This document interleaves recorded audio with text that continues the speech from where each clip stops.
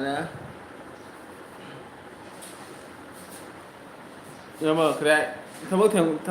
cái lì hay em nè năng của nghe em tu nghe mà thằng cái lì tu nghe mình lại như thấy gì mà không luôn à tu nghe mà thằng cái lì tao nó cả tao rồi cái này tao tao một cái tàu gì nhau bây giờ phải chúng tôi gì nữa được kia rồi đây bên này bài ấy hospital đó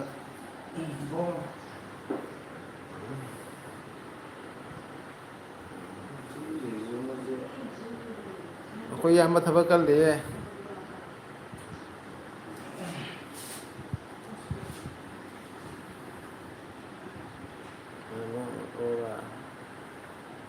hospital je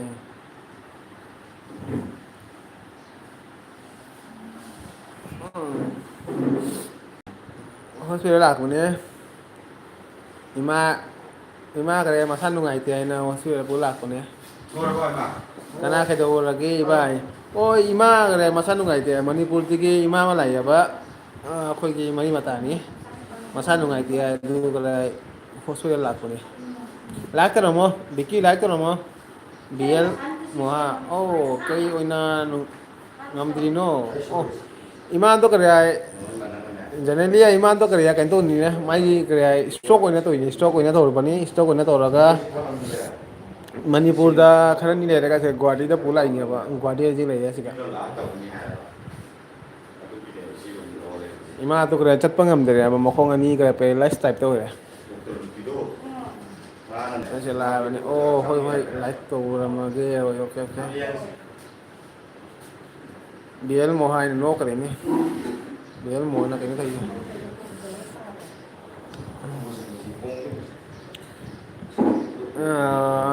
Karabi Parwara, hello, okay, hello, welcome.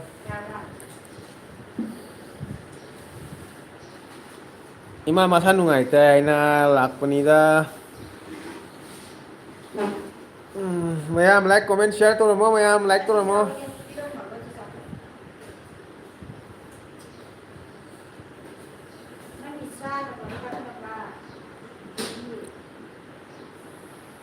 Apa sekali itu, sekali wat kedai koi,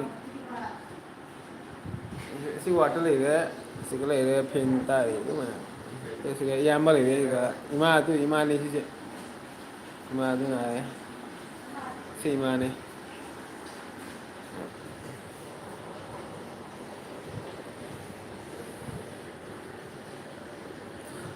Khara phare jenelia,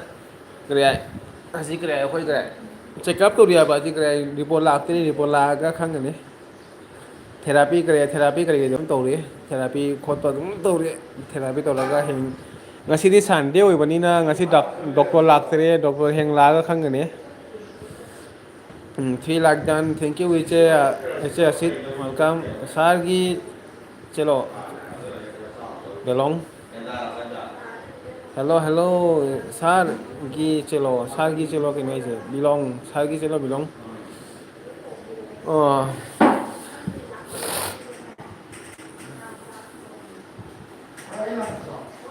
anu singai chane like dan ichet welcome welcome ai hospital lai jing mayam belonging cha ma si lai kana kyam kui lagi oh ngarang lai ni che ngarang ta kara admit to ri ni siga ngasi ngarang ngasi ga lai re duga ji kara siga lai re ji check up to ri mayam doctor ngasi di doctor lakte na adu da mota heng oina check up phadana report kari report we khadana khangani heng mai de stock oina to ri ni aba ima se stock oina to bani anu KMC दुगेगी चलंग महीना न खाना खाया है क्या सब्जी खाया है ओ कना करी तौरगे ओ अखोई मणिपुर की कराय इमा अमन नारे अब मणिपुर की निजा इचे अखोई इयाम्बगी कराय ममा हाई तारे दा इचु इमा हाई तारे ना अदु नारे अब कराय स्ट्रोक ओइना ना अब स्ट्रोक ओइबा नाबनी अदुगी गुवाहाटी दना चेकअप तब लाखपा अदुगी सिगा लेरे दिसपुर हॉस्पिटल दिसपुर पॉलिक्लिनिक ता लेये कई हॉस्पिटल दिसपुर पॉलिक्लिनिक ले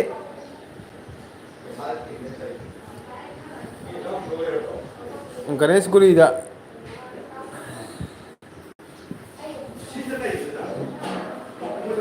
ओ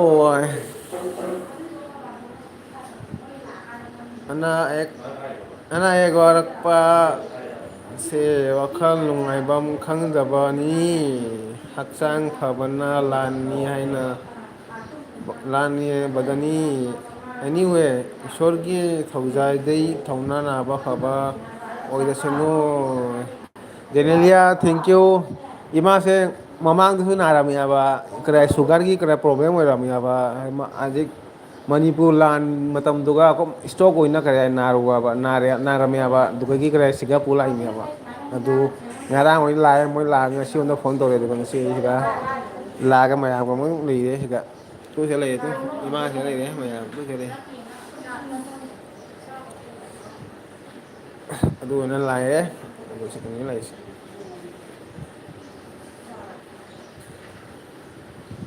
side number effect oi ba side makhong ama makhut ama ka dai thangak ta ngam dare hai jenelia hai dugi ani chena ka ba faraba khara iche khangdri phabadi kra hidak medicine chari haji haji ka duga haji chaba khotpadi tum tawdi ko dugi makhut ka makhong ga dikrai leng mangam de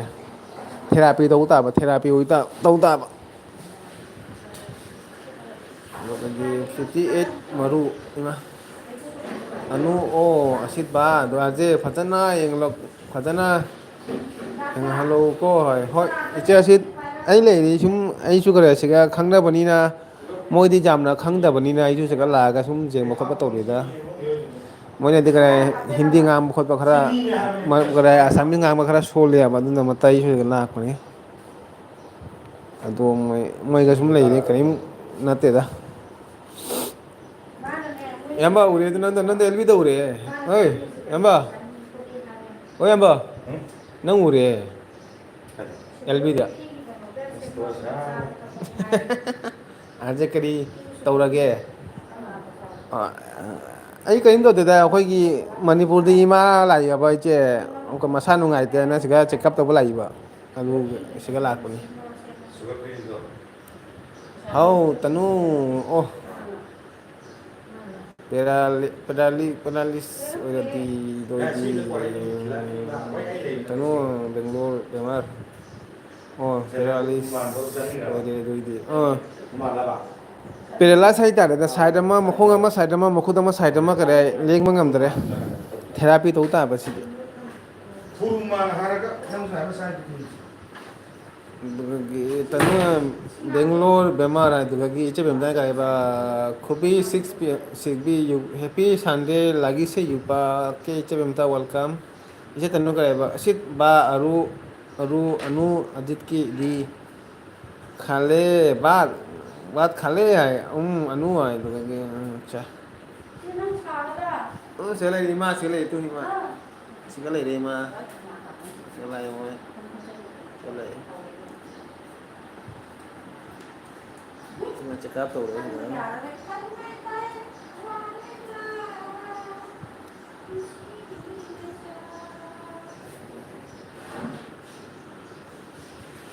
Delhi ꯈꯥꯏꯁꯨ ꯇꯅꯨ ꯗꯥꯂꯤ ꯈꯥꯏꯁꯨ ꯇꯅꯨ okay ꯑꯗꯨꯒ ꯆꯩꯅꯨꯅ ꯀꯩꯕ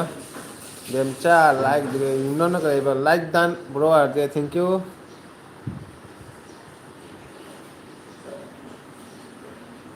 ꯑꯗ ꯀꯔꯤ ꯕꯦꯃꯥꯔ ꯏꯆꯦ ꯀꯩꯅꯣꯅꯤ ꯏꯆꯦ stock ꯑꯅꯥꯕꯅꯤ stock ꯇꯧꯕ stroke ꯑꯣꯏꯅ ꯇꯧꯕ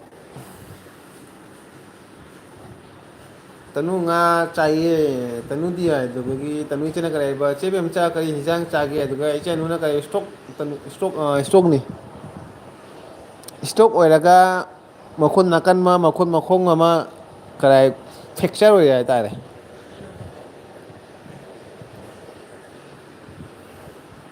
ꯃꯌꯥꯝ ꯂꯥꯏꯛ ꯀꯣꯃꯦꯟ ꯁꯤꯌꯥꯔ ꯇꯧꯔꯝꯃꯣ ꯏꯃꯥ ꯌꯦꯡꯍꯜꯂꯛꯀꯦ ꯏꯃꯥꯁꯨ ꯁꯤꯗ ꯂꯩꯔꯦ ꯏꯃꯥ ꯇꯨ ꯁꯤꯗ ꯂꯩꯔꯦ ꯃꯌꯥꯝꯁꯨ ꯂꯩꯔꯦ ꯑꯗꯨꯝ ꯁꯤ ꯂꯩꯔꯦ ꯑꯗꯨꯗꯒꯤ ꯁꯤꯀꯟꯅꯤ ꯑꯩꯈꯣꯏ ꯂꯩꯔꯤꯁꯦ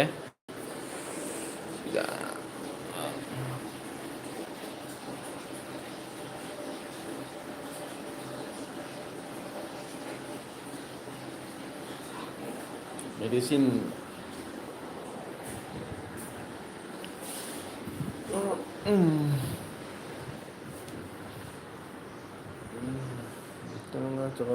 ꯍꯣꯁꯄꯤꯇꯥꯜꯗꯔꯣ ꯍꯣꯁꯄꯤꯇꯥꯜꯗꯅꯤ ꯏꯆꯦ ꯗꯤꯁꯄꯨꯔ ꯄꯣꯂꯤꯀ꯭ꯂꯤꯅꯤꯛꯇ ꯂꯩ ꯑꯗꯨꯗꯒꯤ ꯏꯆꯦꯅ ꯀꯔꯤ ꯇꯨꯃꯤ ꯀꯤ ꯈꯥꯂꯥ ꯇꯅꯨ ꯑꯗꯨꯒ ꯏꯆꯦ ꯇꯅꯨꯅ ꯑꯁꯤꯠꯕ ꯑꯃ ꯄꯥꯁ ꯗꯤꯟ ꯍꯣꯜ ꯕꯥꯜꯀꯤ ꯁꯣꯕꯖꯤ ꯅꯣꯈꯋꯥ ꯆꯥꯖꯤ ꯑꯁꯤꯠ ꯀꯦꯝꯁꯤ ꯑꯗꯨꯒ ꯌꯨꯝꯅꯅ ꯀꯔꯤꯕ ꯕ꯭ꯔꯣ ꯑꯥꯔꯁꯦ ꯀꯅꯥ ꯀꯩꯗꯧꯔꯒꯦ ꯌꯥꯎꯔꯒꯦ ꯑꯣ ꯑꯩꯈꯣꯏꯒꯤ ꯀꯗꯥꯏ ꯏꯌꯥꯝꯕꯒꯤ ꯀꯗꯥꯏ ꯃꯃꯥꯗꯣ ꯏꯃꯥꯗꯣ ꯀꯗꯥꯏ ꯃꯁꯥ ꯀꯗꯥꯏ ꯏꯁꯇ꯭ꯔꯣꯛ ꯑꯣꯏꯅ ꯀꯗꯥꯏ ꯏꯁꯇ꯭ꯔꯣꯛ ꯑꯣꯏꯅ ꯅꯥꯔꯤꯕ ꯑꯗꯨꯒ ꯒꯨꯍꯥꯇꯤ ꯑꯣꯏꯅ ꯄꯨ ꯂꯥꯛꯏꯕ ꯃꯅꯤꯄꯨꯔꯒꯤꯅꯤ ꯑꯗꯨꯒ ꯁꯤꯒ ꯏꯁꯇ꯭ꯔꯣꯛ ꯑꯣꯏꯅ ꯄꯨ ꯂꯥꯛꯄ ꯑꯗꯨꯒ ꯁꯤꯒ ꯂꯥꯏꯌꯦꯡꯉꯤꯑꯕ ꯑꯗꯨ ꯁꯤꯗ ꯂꯥꯛꯄꯅꯤ ꯍꯦꯜꯂꯣ ꯕ꯭ꯔꯣ ꯈꯦꯂꯦꯟ ꯕ꯭ꯔꯗꯔ ꯋꯦꯜꯀꯝ ꯑꯗꯨꯒ ꯏꯆꯦ ꯑꯁꯤꯅ ꯀꯔꯤ ꯍꯥꯏꯕ ꯄꯨꯋꯥꯂꯤ ꯕꯥꯜ ꯍꯣꯏꯁꯦꯅꯦ ꯇꯅꯨ ꯑꯗꯨꯗꯒꯤ ꯌꯨꯝꯅꯅ ꯀꯔꯤ ꯍꯥꯏꯕ ꯈꯣꯏꯔꯝꯖꯔꯤꯌꯦ ꯃꯌꯥꯝꯁꯨ ꯍꯥꯏ ꯑꯗꯨꯗꯒꯤ ꯏꯆꯟꯅꯨꯅ ꯈꯦꯂꯦꯟ ꯍꯥꯏ ꯑꯗꯨꯒ ꯏꯆꯦ ꯇꯅꯨꯅ ꯑꯅꯨ ꯂꯣꯔꯥ ꯁꯤꯇꯂꯥ ꯃꯇꯥ ꯂꯣꯔꯥ ꯁꯤꯇꯂꯥ ꯃꯊꯥ ꯑꯣꯂꯥꯏ ꯁꯤꯔꯞ ꯀꯩꯅꯣ ꯃꯔꯣꯟꯁꯦ ꯒ꯭ꯌꯥꯟ ꯃꯦꯟ ꯇꯥꯗꯦ ꯆꯤꯠꯂꯥ ꯍꯥꯏꯔ ꯀꯔꯤ ꯁꯤꯇꯂꯥ ꯍꯥꯏꯔ ꯈꯦꯂꯦꯟ ꯆꯦ ꯑꯁꯤꯠ ꯈꯨꯔꯨꯝꯖꯔꯤ ꯑꯗꯨꯒ ꯑꯁꯤꯅ ꯀꯔꯤ ꯍꯥꯏꯕ ꯌꯨꯝꯅꯥꯝ ꯌꯦꯝꯁꯤ ꯑꯗꯨꯒ ꯏꯆꯦ ꯇꯅꯨꯅ ꯅꯥꯏꯛ ꯈꯨꯋꯥ ꯍꯣ ꯍꯥꯏ ꯑꯗꯨꯗꯒꯤ ꯈꯦꯂꯦꯟ ꯑꯁꯤ ꯁꯠꯇꯅꯨ ꯍꯥꯏ ꯑꯗꯨꯒ ꯏꯆꯦ ꯃꯝꯆꯥꯅ ꯒꯣꯄꯥꯜ ꯀꯦ ꯑꯦꯝ ꯁꯤ ꯑꯗꯨꯒ ꯂꯥꯏꯛꯗꯥꯟ ꯇꯅꯨ ꯏꯆꯦꯅ ꯀꯔꯤ ꯈꯦꯂꯦꯟ ꯑꯗꯨꯒ ꯏꯆꯦꯅ ꯀꯔꯤ ꯈꯦꯂꯦꯟ ꯀꯦ ꯑꯦꯝ ꯁꯤ ꯑꯗꯨꯒ ꯏꯆꯦꯅ ꯑꯣ ꯇꯅꯨ ꯀꯔꯤ ꯗꯤꯟ ꯍꯣꯜ ꯑꯣ ꯇꯅꯨ ꯀꯩꯗꯤꯟ ꯍꯣꯜ ꯑꯣ ꯀꯩꯗꯤꯟ ꯍꯣꯜ ꯍꯥꯏꯗꯨꯗꯒꯤ ꯄꯥꯁꯗꯤꯟ ꯑꯣ ꯑꯠꯆꯥ ꯈꯦꯂꯦꯟꯅ ꯆꯦ ꯑꯁꯤꯠ ꯃꯁꯔꯨꯞ ꯆꯥꯔꯦ ꯏꯆꯦ ꯃꯦꯝꯆꯥꯅ ꯑꯣꯏꯃꯥ ꯑꯟꯁꯥꯔ ꯗꯥꯔꯂꯤꯡ ꯂꯩꯔꯝꯃꯤꯅꯦ ꯃꯌꯥꯝ ꯒꯨꯂꯤꯁꯨ ꯂꯩꯇꯦ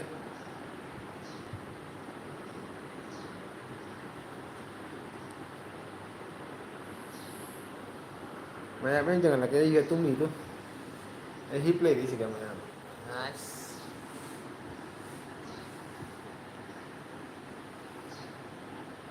ꯍꯥꯎꯅꯤꯍꯦ ꯈꯦꯂꯦꯟ ꯀꯦꯝꯁꯤ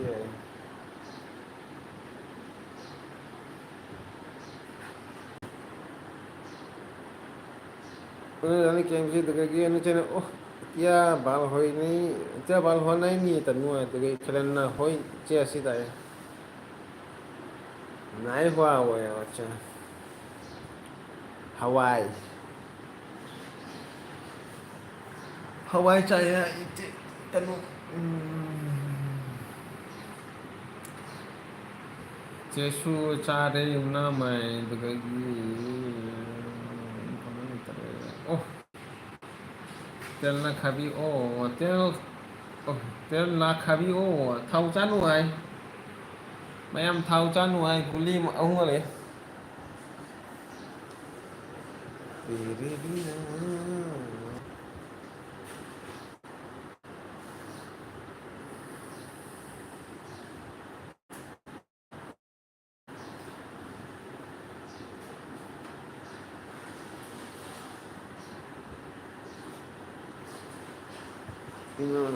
ꯕ꯭ꯔꯣ ꯑꯩ ꯅꯦꯠ ꯌꯥꯗꯅ ꯀꯩꯁꯨꯝ ꯇꯥꯍꯧꯗ꯭ꯔꯦ ꯀꯅꯥ ꯀꯩꯗꯧꯔꯒꯦ ꯑꯣ ꯑꯩꯈꯣꯏ ꯀꯔꯤ ꯍꯥꯏ ꯏꯌꯥꯝꯕꯒꯤ ꯀꯔꯤ ꯍꯥꯏ ꯃꯃꯥꯗꯣ ꯃꯁꯥ ꯀꯔꯤ ꯍꯥꯏ ꯅꯨꯡꯉꯥꯏꯇꯦ ꯍꯥꯏꯅ ꯒꯨꯍꯥꯇꯤꯗ ꯄꯨ ꯂꯥꯛꯄꯅꯤ ꯏꯁꯇ꯭ꯔꯣꯛ ꯑꯣꯏꯅ ꯑꯗꯨꯒ ꯆꯦꯛꯑꯞ ꯇꯧꯔꯦꯁꯤꯒ ꯒꯨꯍꯥꯇꯤꯗ ꯑꯗꯨꯅꯤꯗ ꯌꯨꯝꯅꯝ ꯑꯗꯨꯒ ꯈꯦꯂꯦꯟ ꯂꯥꯏꯐ ꯏꯃꯨꯡ ꯃꯅꯨꯡ ꯈꯣꯠꯅꯩ ꯑꯗꯨꯗꯒꯤ ꯀꯩꯅꯣ ꯕ꯭ꯔꯣ ꯑꯥꯔꯠꯁꯦ ꯀꯗꯥꯏꯗ ꯂꯩꯒꯦ ꯍꯣꯁꯄꯤꯇꯥꯜ ꯂꯩꯌꯦ ꯈꯤꯂꯦꯟ ꯕ꯭ꯔꯥꯗꯔ ꯍꯣꯁꯄꯤꯇꯥꯜꯗ ꯑꯗꯨꯒ ꯕ꯭ꯔꯣ ꯌꯨꯝꯅꯥꯝ ꯈꯨꯔꯨꯝꯖꯔꯤ ꯌꯥꯏ ꯑꯗꯨꯗꯒꯤ ꯃꯤꯁ ꯀꯅꯥꯅꯣ ꯍꯥꯏ ꯌꯥꯗ꯭ꯔꯦ ꯑꯃ ꯏꯆꯟꯅ ꯒꯥꯈꯤꯔꯨꯅꯣ ꯈꯥꯕꯤ ꯇꯅꯨ ꯒꯥꯈꯤꯔꯣꯅ ꯈꯥꯕꯤ ꯇꯅꯨ ꯍꯥꯏꯌꯣ ꯁꯪꯒꯣꯝꯁꯨ ꯆꯥꯅꯨ ꯃꯥꯅꯤ ꯃꯥꯏꯁꯦ ꯑꯗꯨꯗꯒꯤ ꯌꯨꯝꯅꯥꯅ ꯀꯔꯤ ꯑꯣ ꯕ꯭ꯔꯣ ꯑꯥꯔꯁꯦ ꯑꯗꯨꯗꯒꯤ ꯏꯆꯦ ꯑꯁꯤꯅ ꯀꯔꯤꯕ ꯃꯌꯥꯝ ꯑꯩꯒꯤ ꯚꯤꯗꯤꯑꯣ ꯊꯥꯒꯠꯈꯤꯕꯅꯤ ꯌꯦꯡꯕꯤꯌꯨꯀꯣ ꯍꯥꯏ ꯑꯗꯨꯗꯒꯤ ꯌꯨꯝꯅꯝꯅ ꯀꯔꯤꯕ ꯈꯦꯔꯦꯟ ꯕ꯭ꯔꯣ ꯈꯨꯔꯨꯝꯖꯔꯤ ꯌꯥꯏ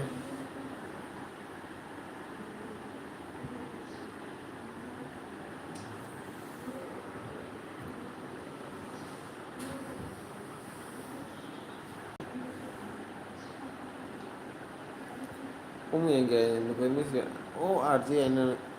ꯒꯦꯁ ꯇꯧꯈꯔꯦ ꯑꯗꯨꯒ ꯈꯦꯂꯦꯟꯅ ꯕ꯭ꯔꯣ ꯌꯨꯝꯅꯝꯗꯤ ꯀꯔꯤ ꯏꯟꯖꯥꯡ ꯆꯥꯒꯦ ꯍꯥꯏ ꯀꯤ ꯍꯣꯜ ꯀꯃꯥꯟ ꯀ꯭ꯋꯥꯁꯨꯝ ꯑꯣ ꯀꯅꯥ ꯀꯩꯗꯧꯔꯒꯦ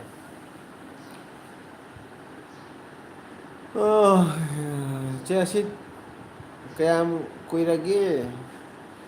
ꯏꯆꯦ ꯑꯁꯤꯅ ꯀꯔꯤ ꯍꯥꯏ ꯃꯤꯁ ꯔꯤꯌꯥ ꯑꯃ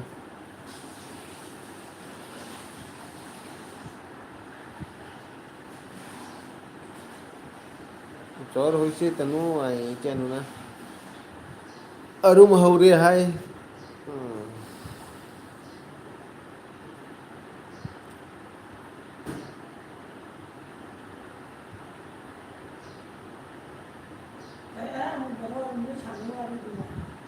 ꯍꯥꯏꯃ ꯀꯩꯅꯣ ꯀꯩꯅꯣ ꯑꯦꯜꯕꯤ ꯇꯧꯔꯤꯅꯤ ꯀꯩꯅꯣ ꯌꯨꯇꯨꯕꯇꯅꯤ ꯍꯥꯏ ꯑꯅꯨ ꯁꯤꯁ ꯍꯥꯏꯗꯨꯗꯒꯤ ꯑꯁꯤꯗꯤ ꯏꯆꯦꯅ ꯀꯔꯤꯕ ꯅꯣꯇꯤ ꯂꯥꯛꯄ꯭ꯔꯣ ꯑꯅꯨ ꯍꯥꯏꯗꯨꯒ ꯑꯅꯨ ꯏꯆꯦꯅ ꯑꯣ ꯏꯆꯦ ꯑꯁꯤ ꯌꯦꯡꯂꯛꯀꯦ ꯍꯥꯏ ꯑꯗꯨꯗꯒꯤ ꯏꯆꯦ ꯇꯅꯨꯅ ꯍꯧꯖꯤꯛꯀꯥꯟꯗꯤ ꯕꯨꯠ ꯍꯣꯏ ꯉꯁ ꯌꯥꯏ ꯑꯆꯥ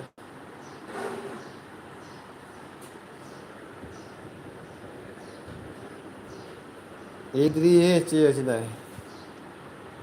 ꯑꯩꯁꯨ ꯌꯦꯡꯗ꯭ꯔꯤ ꯏꯆꯦ ꯑꯁꯤꯠꯀꯤ ꯚꯤꯗꯤꯑꯣ ꯍꯣꯔꯦꯟ ꯌꯦꯡꯒꯦ ꯑꯣ ꯑꯥꯔꯖꯦ ꯆꯥꯛ ꯆꯥꯔꯕꯣ ꯍꯥꯏ ꯁꯤꯒꯦꯔꯣ ꯀꯅꯥꯅꯣ ꯉꯥꯡꯉꯤꯁꯦ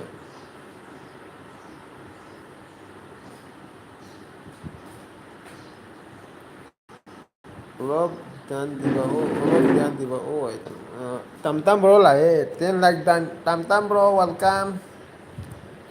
ꯇꯝ ꯇꯝ ꯕ꯭ꯔꯣꯅ ꯅꯣꯛꯈ꯭ꯔꯦ ꯑꯗꯨꯒ ꯑꯥꯔꯖꯦ ꯚꯤꯗꯤꯑꯣ ꯅꯣꯇꯤ ꯂꯥꯛꯇꯕ꯭ꯔꯣ ꯑꯥꯔꯖꯦ ꯂꯥꯛꯑꯝꯒꯅꯤ ꯏꯆꯦ ꯑꯩ ꯌꯦꯡꯉꯨꯗꯦꯀꯣ ꯑꯩ ꯍꯧꯖꯤꯛꯇ ꯑꯦꯜꯕꯤ ꯊꯥꯔꯤꯕꯅꯤ ꯍꯣꯔꯦꯟ ꯆꯦꯡꯉꯛꯀꯅꯤ naughty ꯂꯥꯛꯑꯝꯒꯅꯤ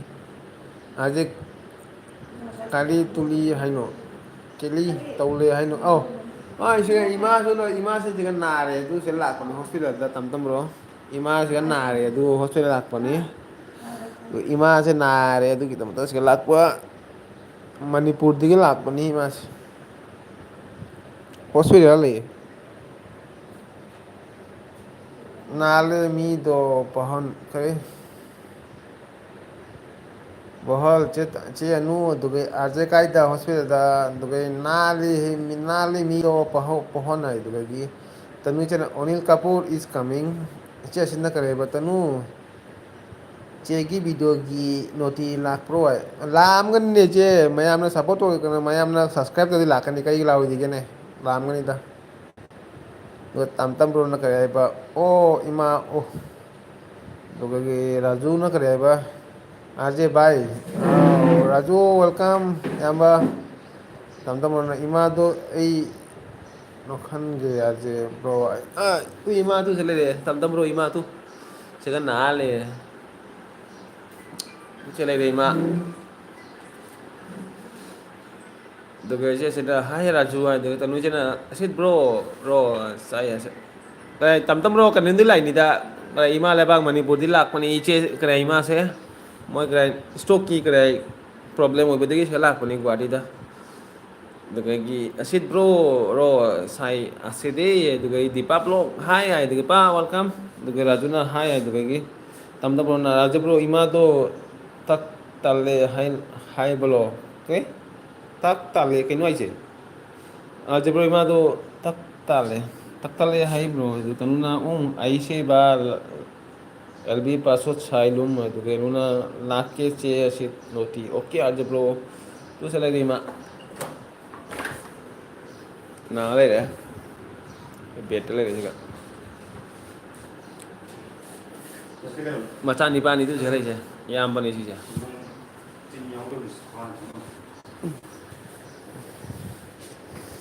saksi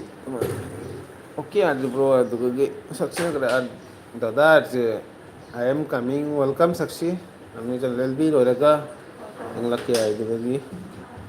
ibu hal naga dipati tak tala buai tak sara buai de dipana ke like dan nam na kaya ba ce asit notification laktersu bas ki duda changaga blue takpani new video wala di ya duge je tanga ya khoi di pai duge channel na kai di pai duge wal na hoi ima do yang na phaba ore sanuai hoi dam dum bro ima sa kare yang na phaba ore sanu ima da side na mo kare fek ore ba duge yumna no kare ba sab hai ba miss siyana tumang ya duge channel no duge saksi na kare Pupui bohol I am coming ibon dipang kau buat tadro ay to kagi dipan na kare bache anu ay to kagi si icha sina saksi ay to kagi icha tanu na kare dipa udaba kuirene ay dipan na che tanu ay to kagi ibon na kare saksi sina kana icha sina kare dipa KMC ay komen lo to saksi na pupu ay no kare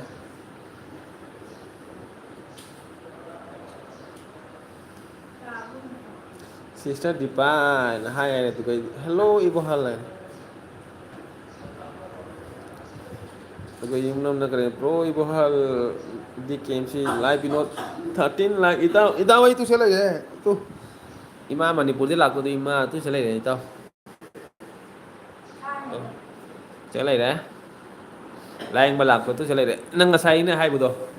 sila lak kai tu sila ye ima nari ay do Wala de itaw na sila asit asit untuk lagi new friends support me please hai lagi RM sister na kare like bro RJ oh RM sister welcome mayam khramjari hai dipana hello mohan hai ibol na kare like bro mam tala boy live no na RM hai RM hai lagi RM na kare bro kadai da no hai oh ai hospital le hai RM hospital da le duga nuna kare binot ay duga ibol na dipa di karam tawrige ay duga tisa tanu dipa khoi sandia oi chat khibani aduga kalinagar da duga icha sin na kare ba kanagi yumnam mission live binot hai duga arem na kare binot bro from dari RJLB iche ai hospital dari di lai je LB tawreni hospital digi like dan thank you dengan tanuna himgi like tam ronam RM gi video 1 2 likhi bani ko ngasi ai dagi RM na kare ba anu singa sister from jari ai iche anu na kare che ta khela dagi RM na kare kari lamdano kana ke do ba yaurage RM sister ai Guwahati dal dei dogagi Manipur digi lakpa ai khogi ma Manipur digi lakpa ma sanungai kare stroke oine lakpa siga check up to lakpa ni Guwahati da duga siga hospital da jing lai ri dugi je dakal na hospital da kai gi oi Manipur de gi malai ye dugi hospital lakpa ni saksina minsel anti ai dugi gi che sin na kare ba support tam bro na kare che dakal ngahak botharo ai dugi thaza na kare ba as bro thaza welcome je dakal na anu ai dugi anu chena thaza ai dugi arem na ibohol bro thank you bro gisu laksage tap na mayam gisu ai live no o ai dugi je tanuna che ai kon kan ko re dugi tanuna anu sister ai dugi live no ngai dugi dakal KMC je dakal na saksi beta hello ai dugi tam bro na hoi arem ai dugi arem na kare o thuna phaba oirasunu bro hoi ꯃꯌꯥꯝ two ꯆꯠ ꯂꯩꯔꯦ ꯑꯗꯣ ꯇꯝ ꯇꯝ ꯊꯣꯛꯑꯣ ꯇꯝ ꯇꯝ ꯊꯣꯛꯑꯣ ꯑꯗꯨꯗꯒꯤ ꯂꯥꯏꯕꯤꯅ ꯇꯈꯦꯜ ꯑꯗꯨꯗꯒꯤ ꯇꯝꯇꯕꯨꯔꯣꯅ ꯁꯛꯁꯤ ꯇꯅ ꯇꯥꯏꯌꯦ ꯀꯌꯥ ꯁꯛꯁꯤ ꯇꯅꯥ ꯇꯌꯥ ꯀꯌꯥ ꯈꯥꯅꯥ ꯈꯥꯌꯥ ꯀꯌꯥ ꯍꯥꯏ ꯑꯗꯨꯒ ꯁꯛꯁꯤꯅ ꯅꯨꯡꯁꯦꯜ ꯑꯟꯇꯤ ꯈꯅꯥ ꯀꯌꯥ ꯂꯤꯌꯥ ꯀꯌꯥ ꯍꯥꯏ ꯈꯅꯥ ꯈꯥ ꯂꯤꯌꯥ ꯀꯌꯥ ꯍꯥꯏ ꯑꯗꯨꯒ ꯑꯥꯏꯔꯦꯝꯅ ꯀꯔꯤꯕ ꯇꯈꯦꯜꯒꯤ ꯁꯤꯁꯇꯔ ꯈꯨꯔꯨꯝꯖꯔꯤ ꯍꯥꯏ ꯁꯛꯁꯤꯅ ꯄꯨꯄꯨ ꯏꯕꯣꯍꯜ ꯂꯥꯏ ꯅꯣꯛꯈꯔꯦ ꯂꯥꯏꯕꯤꯅ ꯇꯝ ꯇꯥꯃ ꯑꯗꯨꯒ ꯁꯔꯃ ꯁꯤꯁꯇꯔꯁꯨ ꯂꯥꯛꯑꯦ ꯑꯌꯥ ꯀꯥꯏꯗꯅꯣ ꯁꯤꯅ ꯍꯣꯁꯄꯤꯇꯥꯜ ꯃꯥꯜꯂꯦ ꯀꯅꯥ ꯀꯩꯗꯧꯔꯒꯦ ꯍꯣꯏ ꯀꯗꯥꯏ ꯁꯔꯃ ꯍꯣꯁꯄꯤꯇꯥꯜꯅꯤ ꯃꯤ ꯈꯔ ꯅꯥꯕ ꯌꯥꯎꯔꯦ ꯑꯗꯨꯒꯤ ꯍꯣꯁꯄꯤꯇꯥꯜ ꯂꯥꯛꯄꯅꯦ ꯑꯗꯨꯒ ꯑꯁꯤ ꯆꯠꯁꯤꯅ ꯍꯥꯏ ꯂꯥꯏꯖꯥꯏ ꯑꯗꯨꯗꯒꯤ ꯇꯅꯨꯖꯅ ꯑꯣꯟ ꯅꯥꯏ ꯑꯗꯨꯒ ꯌꯨꯝꯅꯝꯅ ꯀꯔꯤ ꯑꯥꯏ ꯁꯤꯁꯇꯔ ꯁꯞ ꯗꯥ ꯅꯥꯏ ꯑꯗꯨꯒ ꯏꯆꯦ ꯇꯈꯦꯜꯅ ꯆꯦ ꯑꯁꯤꯠ ꯍꯋꯥꯏ ꯊꯣꯡꯉꯤ ꯑꯗꯨꯒ ꯏꯆꯦ ꯇꯈꯦꯜꯅ ꯇꯅꯨ ꯑꯗꯨꯒ ꯇꯝꯇꯕꯔꯣꯅ ꯁꯛꯁꯤ ꯃꯁꯤꯀ ꯂꯦꯡ ꯄꯤꯆ ꯀꯔꯤ ꯃꯁꯤꯜ ꯀ ꯂꯦꯒ ꯄꯤꯁ ꯈꯥꯌꯥ ꯀꯌꯥ ꯃꯁꯂꯤ ꯀ ꯂꯦꯒ ꯄꯤꯁ ꯈꯥꯌꯥ ꯀꯌꯥ ꯑꯆꯥ ꯏꯆꯦ ꯇꯈꯦꯜꯅ ꯀꯔꯤ ꯍꯥꯏꯕ ꯑꯥꯔꯦꯝ ꯀꯨꯏꯔꯦ ꯑꯦꯜꯕꯤꯗ ꯎꯗꯕ ꯑꯥꯔꯑꯦꯝ ꯁꯤꯁꯇꯔꯁꯦ ꯀꯔꯤ ꯍꯥꯏ ꯈꯔ ꯕꯤꯖꯤ ꯑꯣꯏꯔꯦ ꯂꯥꯏ ꯕꯤꯅꯣꯗ ꯃꯣꯍꯟ ꯍꯥꯏꯔꯦ ꯑꯗꯨꯒ ꯇꯈꯦꯜꯏꯆꯦꯅ ꯕꯤꯅꯣꯠ ꯀꯣꯏꯔꯛꯈꯤꯔꯣꯏ ꯑꯥꯔꯑꯦꯝꯅ ꯌꯨꯝꯅꯥꯝ ꯃꯣꯍꯟ ꯊꯦꯡꯀ꯭ꯌꯨ ꯔꯤꯇꯔꯟ ꯇꯧꯖꯔꯛꯀꯦ ꯑꯩꯁꯨ 24 ꯑꯋꯥꯔꯁ ꯃꯇꯨꯡꯗ ꯑꯗꯨꯒ ꯏꯆꯦ ꯑꯗꯨꯅ ꯕꯤꯅꯣꯠ ꯀꯔꯤ ꯃꯊꯦꯜ ꯑꯗꯨꯒ ꯊꯥꯖꯅ ꯀꯔꯤ ꯍꯥꯏꯕ ꯖꯤꯕ꯭ꯔꯣ ꯅꯨꯡꯉꯥꯏꯔꯤꯕꯣ ꯅꯨꯡꯉꯥꯏꯇꯦ ꯃꯤ ꯅꯥꯔꯤ ꯑꯗꯨꯒ ꯁꯛꯁꯤꯅ ꯀꯔꯤ ꯀ꯭ꯔꯤꯁꯅ ꯂꯥꯏ ꯖꯩꯖꯣꯏ ꯍꯥꯏ ꯑꯗꯨꯒ ꯏꯃꯅ ꯍꯣꯏ ꯍꯣꯏ ꯁꯤꯁꯇꯔ ꯑꯔꯦꯝ ꯑꯗꯨꯒ ꯏꯆꯦꯅꯨꯅ ꯁꯔꯃ ꯍꯥꯏ ꯑꯗꯨꯒ ꯁꯔꯃꯅ ꯀꯔꯤ ꯍꯥꯏꯕ ꯍꯣꯏ ꯌꯥꯡꯅ ꯐꯕ ꯑꯣꯏꯔꯁꯅꯨ ꯍꯥꯏ ꯍꯣꯏ ꯁꯔꯃ ꯇꯨꯁꯤꯒ ꯅꯥꯔꯤ ꯃꯌꯥꯝ ꯏꯃꯥꯁꯤꯒ ꯅꯥꯔꯦ ꯁꯤꯒ ꯂꯥꯛꯄꯅꯤ ꯍꯣꯁꯄꯤꯇꯥꯜꯗ ꯄꯨꯡ ꯇꯔꯥ ꯊꯣꯛꯍꯧꯗ꯭ꯔꯗꯤꯅꯦ ꯏꯆꯦ ꯇꯅꯨꯅ ꯑꯣꯟ ꯑꯗꯨꯒ ꯃꯣꯃꯤꯇꯥ ꯏꯆꯦꯅ 69 ꯑꯥꯔꯖꯦ ꯏꯆꯦ ꯃꯣꯃꯤꯇꯥ ꯋꯦꯜꯀꯝ ꯂꯥꯏꯕꯤꯅꯣꯅ ꯆꯦꯅꯨ ꯍꯪꯒꯥꯝ ꯊꯣꯡꯕ ꯏꯆꯦ ꯑꯁꯤꯅ ꯁꯤꯁꯇꯔ ꯑꯗꯒꯤ ꯏꯆꯦ ꯑꯅꯨꯅ ꯀꯔꯤ ꯍꯥꯏꯕ ꯏꯇꯥ ꯂꯞ ꯂꯞ ꯇꯝꯇꯝꯅ ꯁꯔꯃ ꯅꯨꯡꯉꯥꯏꯔꯤꯕꯣ ꯍꯥꯏ ꯑꯗꯨꯒ ꯂꯥꯏꯕꯤꯅꯨꯅ ꯆꯦꯠꯇꯅꯨ ꯑꯗꯨꯒ ꯏꯆꯦ ꯃꯣꯃꯤꯇꯥꯅ ꯃꯈꯣꯜꯁꯦ ꯀꯩꯗꯧꯔꯒꯦ ꯏꯆꯧ ꯏꯇꯥ ꯃꯈꯣꯜꯗ ꯈꯪꯗꯦ ꯇꯥꯔꯝꯃꯔꯣꯏ ꯈꯔ ꯂꯥꯡꯉꯝꯃꯅꯤ ꯍꯣꯁꯄꯤꯇꯥꯜ ꯂꯩꯌꯦ ꯍꯧꯖꯤꯛ ꯍꯣꯁꯄꯤꯇꯥꯜꯗ ꯂꯩꯌꯦ ꯑꯗꯨꯒ ꯏꯆꯦ ꯇꯅꯨꯅ ꯀꯔꯤ ꯏꯆꯦ ꯃꯃꯤꯇꯥ ꯕꯣꯔꯥ ꯍꯧꯔꯤꯕꯣ ꯍꯧꯔꯕꯣ ꯍꯥꯏ ꯑꯗꯨꯗꯒꯤ ꯃꯃꯤꯇꯥꯗꯅ ꯏꯇꯥ ꯅꯨ ꯑꯗꯨꯒ ꯂꯥꯏꯕꯤꯅꯣꯅ ꯏꯆꯦ ꯃꯣꯃꯤꯇꯥ ꯁꯔꯃ ꯇꯛ ꯇꯥꯜꯂꯕꯣ ꯍꯥꯏ ꯇꯛ ꯇꯥꯜꯂꯕꯣ ꯍꯥꯏ ꯑꯗꯨꯒ ꯏꯆꯦ ꯎꯁꯥꯅ 17 ꯂꯥꯏꯛ ꯗꯟ ꯊꯦꯡꯀ꯭ꯌꯨ ꯏꯆꯦ ꯎꯁꯥ ꯇꯅꯨ ꯏꯆꯦꯅ ꯂꯥꯏ ꯍꯥꯏ ꯑꯗꯨꯒ ꯌꯨꯝꯅꯝꯅ ꯀꯔꯤ ꯕ꯭ꯔꯣ ꯕꯤꯅꯣꯠ ꯈꯨꯔꯨꯝꯖꯔꯤ ꯑꯥꯔꯑꯦꯝꯅ ꯀꯔꯤ ꯇꯛꯈꯦꯜ ꯁꯤꯁꯇꯔ ꯑꯩꯁꯨ ꯏꯅꯦꯝꯄꯣꯛ ꯅꯥꯕꯒꯤ ꯃꯌꯥꯝꯒꯤ ꯑꯦꯜꯕꯤꯗ ꯇꯣꯏꯅ ꯂꯥꯛꯄ ꯉꯝꯗ꯭ꯔꯦ ꯊꯦꯡꯅꯔꯨꯒ ꯂꯥꯛꯄꯅꯤ ꯁꯤꯁꯇꯔ ꯉꯥꯏꯍꯥꯛ ꯁꯪꯕꯗ ꯃꯌꯥꯝ ꯚꯤꯗꯤꯑꯣꯁꯨ ꯇꯞ ꯇꯞꯅ ꯌꯦꯡꯒꯦ ꯁꯤꯁꯇꯔ ꯑꯩꯁꯨ ꯀꯨꯏꯅ ꯊꯥꯒꯠꯄ ꯉꯝꯗꯔꯦ ꯑꯥꯔꯑꯦꯝ ꯁꯤꯁꯇꯔꯁꯨ ꯌꯥꯝꯅ ꯕꯤꯖꯤ ꯑꯣꯏꯔꯕꯅꯤꯀꯣ ꯃꯌꯥꯝ ꯁꯨꯝ ꯂꯥꯛꯀꯅꯤ ꯑꯥꯔꯑꯦꯝ ꯁꯤꯁꯇꯔꯁꯦ ꯑꯗꯨꯝ ꯃꯌꯥꯝ ꯃꯥꯁꯨ ꯌꯨꯝ ꯆꯠꯄꯅꯤꯅ ꯈꯔ ꯕꯤꯖꯤ ꯑꯣꯏꯔꯝꯃꯅꯤ ꯊꯥꯖ ꯕ꯭ꯂꯣꯛꯅ ꯀꯔꯤ ꯍꯥꯏꯕ ꯆꯦ ꯃꯣꯃꯤꯇꯥ ꯍꯥꯏ ꯂꯥꯏꯕꯤꯅꯣꯅ ꯅꯣꯛꯈꯔꯦ ꯑꯅꯨꯅ ꯀꯔꯤ ꯍꯥꯏꯕ ꯆꯦ ꯑꯁꯤꯠ ꯀꯣꯏꯕ ꯆꯠꯄ ꯚꯤꯗꯤꯑꯣ ꯑꯠꯆꯥ ꯏꯆꯦ ꯃꯣꯃꯤꯇꯥꯅ ꯍꯣꯏꯌꯦ ꯇꯅꯨ ꯑꯗꯨꯒ ꯏꯆꯦ ꯇꯈꯦꯜꯅ ꯑꯣ ꯑꯥꯔꯑꯦꯝ ꯑꯗꯨꯒ ꯆꯦ ꯔꯤꯃꯤꯇꯥꯗꯤ ꯆꯥꯛ ꯆꯥꯔꯕꯣ ꯍꯥꯏ ꯁꯔꯃꯅ ꯆꯦ ꯃꯣꯃꯤꯇꯥ ꯑꯗꯨꯒ ꯏꯆꯦ ꯑꯁꯤꯅ ꯃꯣꯃꯤ ꯍꯥꯏ ꯑꯗꯨꯒ ꯑꯥꯔꯑꯦꯝꯅ ꯇꯈꯦꯜ ꯁꯤꯁꯇꯔ ꯋꯥꯁ ꯑꯋꯥꯔꯁ ꯍꯟꯊꯕꯒꯤ ꯈꯔꯗꯤ ꯅꯨꯡꯉꯥꯏꯇꯦ ꯍꯥꯏꯕꯅ ꯑꯣꯃ ꯏꯆꯦ ꯃꯣꯃꯤꯇꯥꯅ ꯀꯔꯤ ꯍꯥꯏꯕ ꯍꯥꯏ ꯊꯥꯖꯥꯏ ꯑꯗꯨꯒ ꯏꯆꯦ ꯎꯁꯥꯅ ꯃꯌꯥꯝ ꯖꯣꯏ ꯖꯣꯏ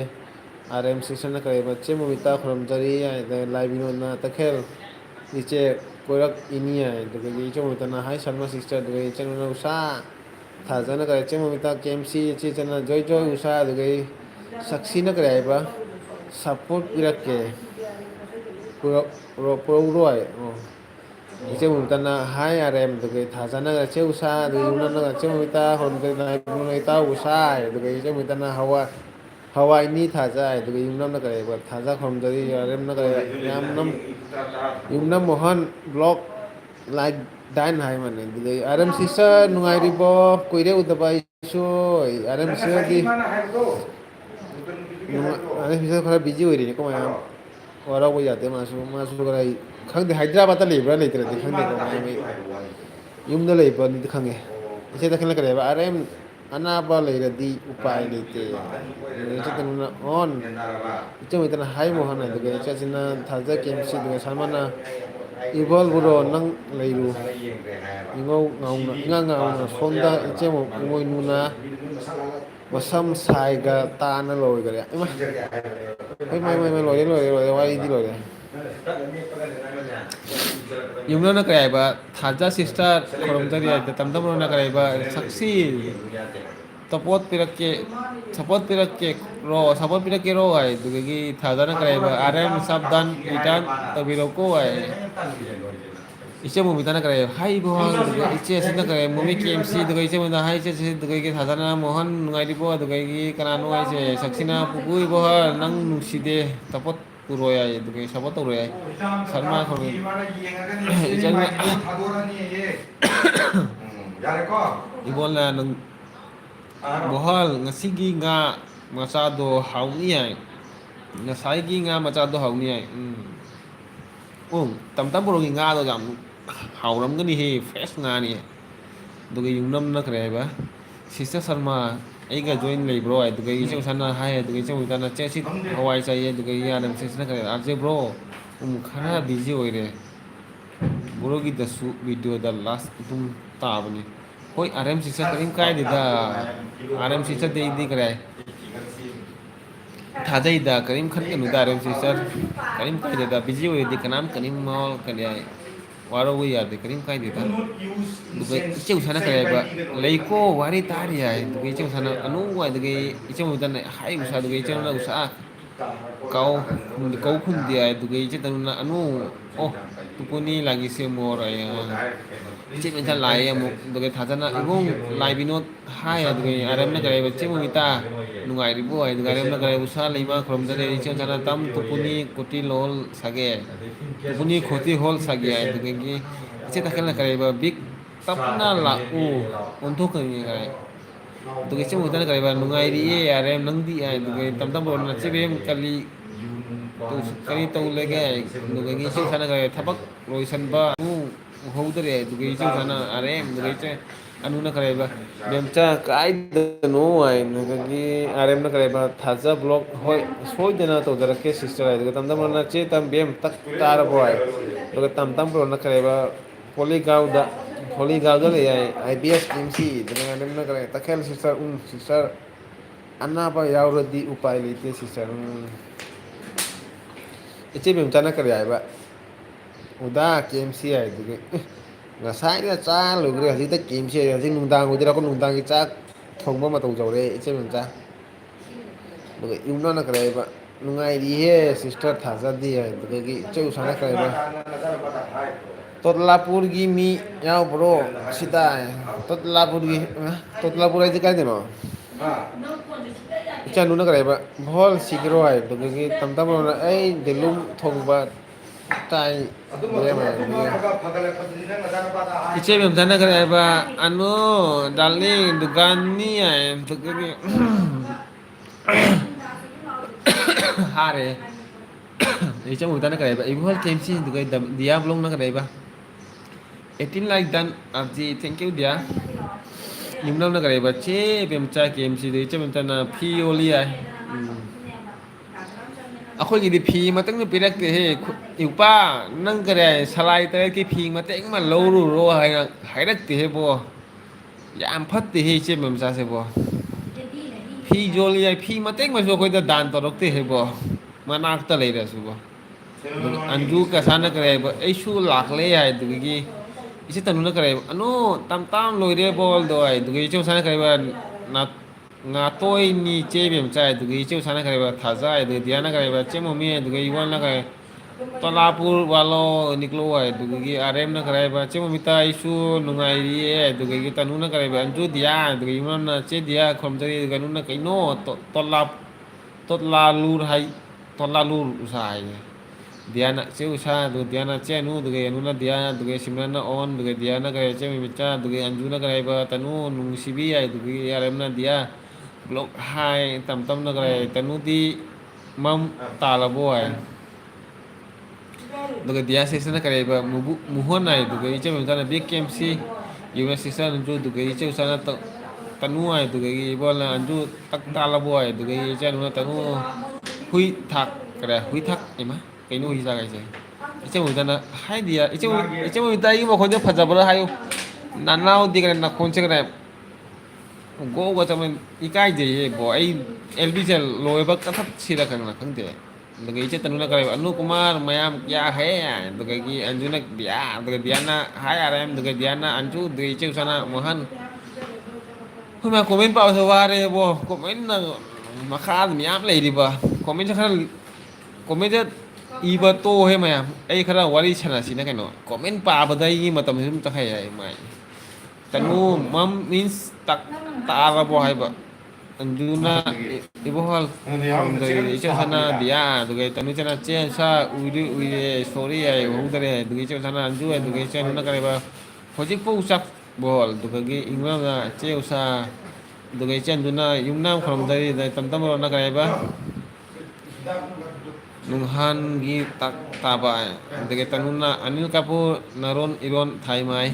ꯑꯗꯨꯒ ꯃꯅꯤ ꯔꯟꯖꯟ ꯗꯦꯕ ꯕꯔꯃꯟ ꯍꯥꯏꯔ Where are you from? Oh, I am from Assam, Guwahati. Dugai live binunda kare on off. Ichi tanuna kare anju kari hijang sage. Ichi anjuna bahal lainan matul pai kare ichi anjuna kare usa do Diana Binod yumnam na kare hai de parmai. Tam tam na tanu ngai dugai Binod on off ni tam tam. Ichi mo bita mukhoje phajade ne bon ai bo ikai jamana elbi tha base. Mani Ranjana de Burma kare कहाँ से हो I am from Assam कहीं qua à rồi rồi tụi cái chỗ sana binot itao ai tụi cái tam tam na che bem cha loi đi he tụi cái tam tam na binot ai tụi cái anu na kaino binot off on rm na binot brogi on off tụi cái tanu chena Anil Kapoor money ना करेगा हिंदी बोलो अरे यार हिंदी तो मेरा भाषा तो मणिपुरी है यार हिंदी भी बोल सकता है यार आप हिंदी में कमेंट करो आपको हिंदी में मैं आंसर दूंगा यार क्या क्या है ना बोला क्या ना हाँ बोला हिंदी बोलो अच्छा नीचे मुझे ना बेमचा नीचे मुझे क्वा चा बता मी से क्वा दंगाव रे है तो खंबरा क्वा दंगाव रे क्वा चा के है नोंद क्वा की तब पगी पिसा पे रे क्वा लोलू जो है ना मैम ताओ cái bem cha Argentina fatte hay kare ko bem cha Argentina fatte hay kare ko ma iche mo bita kai noi je iche ganga na kare ba 20 like inau mi pa iche ganga welcome amatang natte mayam lauro ipa noi di lakso lakpi de ah dasani iche bem cha ꯑꯩꯗꯤ ꯀꯔꯥꯏ ꯀꯧꯕꯒ ꯂꯥꯛꯇꯣꯏꯅꯤꯍꯦ ꯏꯆꯦ ꯃꯆꯥ ꯑꯇꯣꯞꯄꯗꯤ ꯈꯟꯗꯦꯀꯣ ꯑꯇꯣꯞꯄꯗꯤ ꯂꯥꯛꯄꯗꯤ ꯈꯟꯗꯦ ꯑꯩꯗꯤ ꯀꯔꯥꯏ ꯈꯣꯡ ꯊꯥꯡꯕꯒ ꯌꯧꯔꯛꯇꯣꯏꯅꯤ ꯃꯅꯥꯛꯇ ꯑꯗꯨꯗꯤ ꯈꯪꯉꯣꯏꯌꯦ ꯑꯗꯨꯒ ꯏꯆꯦ ꯃꯆꯥꯅ ꯀꯔꯤꯕ ꯎꯏꯔꯣꯏ ꯀꯩꯅꯣ ꯌꯥꯅ ꯀꯔꯤꯕ ꯉꯥꯡꯒꯔꯅꯤ ꯀ꯭ꯋꯥ ꯂꯧꯕ ꯆꯠꯂꯣ ꯍꯥꯏ ꯃꯌꯥꯝ ꯀ꯭ꯋꯥ ꯂꯧꯕ ꯆꯠꯂꯣ ꯍꯥꯏ ꯃꯌꯥꯝ ꯀ꯭ꯋꯥ ꯂꯧꯔꯨꯒꯦꯀꯣ ꯃꯌꯥꯝ ꯂꯥꯏꯟꯗ ꯂꯩꯌꯨꯀꯣ Ganggarani gitu kayak jadi gangga kalau dari itu itu hai gangga untuk kayak mani na kayak apa I am from Tripura kana gemsa hai kare ipana anjuna kayak apa cip gemsa ngomong dari gemsa nusibi bagaimana te Burma join kan dia aja itu kayak nuna kayak apa gangga rani itu kayak mani na te Burma itu kayak mani na kayak hai aja gi boys mai itu kana anju KMC itu kayak temen cina मनोरंजन join कीजिए I am also from Tripura Tripura machine माना करे दो अच्छे R M session करे bro R J on अच्छा R J की मखोन याम ना फजे तंबा यार इमा हरे कृष्णा इचे ममिता यार हे याम ना थगला कनको आई करे इकाई को bro R J jadi cek nggak kayak apa anu kalau dari itu sana dari situ kan kayak मनोरंजन joy कीजिए I am also from Tripura Tripura joy logo sih mau minta nak arahan game sih mayam kuala udah kan aku lain tulis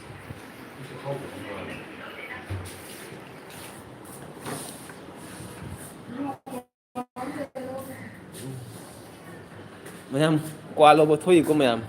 kuala udah ke ꯂꯝꯕꯤꯗꯨꯕꯨ ꯀꯗꯥꯏꯗꯅꯣ ꯀꯥꯎꯈ꯭ꯔꯦꯅꯦꯕ ꯀ꯭ꯋꯥ ꯂꯧꯔꯒꯦ ꯃꯌꯥꯝ ꯆꯦꯃꯤꯇꯥ ꯑꯗꯨꯗꯒꯤ ꯃꯅꯦ ꯍꯥꯟꯅ ꯅꯣꯛꯈ꯭ꯔꯦ ꯑꯗꯨꯒ ꯑꯟꯖꯨꯅ ꯃꯣꯃꯤꯇꯥ Untung RM dorani ya cerita kel nang na sarak sta join dari mana nak kaya tepura me ka se ho tepura Agartala se hai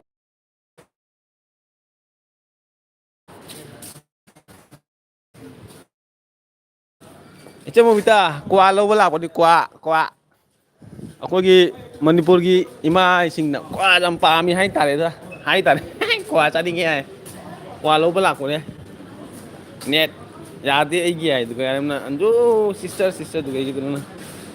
mayam comment pa ba khara soi ba khot ba du ga mayam waro ba ya da ko mayam comment ma kha da mayam lai de he che bem cha mayam comment pa da su ka su mo yeng bi ro ai kwa lo bala ko ni ga 120 kwa lo lu ge 120 kwa mi tha pa di cha ba khang din ne kari kwa nu khang din ne chu ka ko ne kari kwa nu he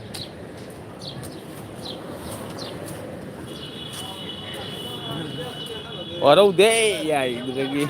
che mo bita jon chak maru ni ha ai kwa lo ba la ko ni ko siga to kwa lo ba la ko ne siga le da khoi ganesh guri gi ka fly over le da siga ganesh guri gi mayam khang ba che nau khang da bi che nau siga yeng o do khang bi che nau jeng du su krim kai de siga le da ganesh guri gi fly over cái qua dugan se kai de lo tu ne se khang de ne qua dugan se bu kai de le ge দাদা 120 পান হবো না 120 পান এটা Google pay হবো খাঙিয়ে আর যে তো সেলাই রে ফ্লাইওভার mayam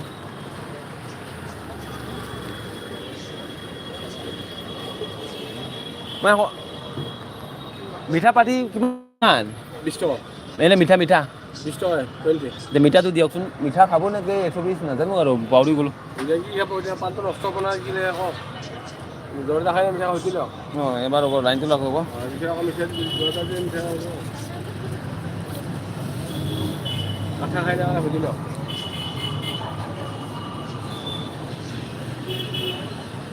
mayam kuat আছে তো দে 120 দিয়ক খালে খাবো আর না খালে নাই 120 দিয়ক mayam kuat xem xí kuat cha xí chứ mà mình ta kuat cha xí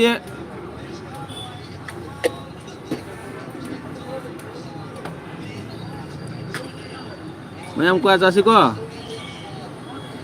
kuat xí đi wow vậy nó xem đi tu aku ở giá nó xem đi কতটা পাতলা পাতা দিয়ক তামোল নাতে হে 120 নিয়ে অলপ জৰ্দা বৰ্দা দিয়ক অলপ মানে ভাল লাগিব যেনেকুৱা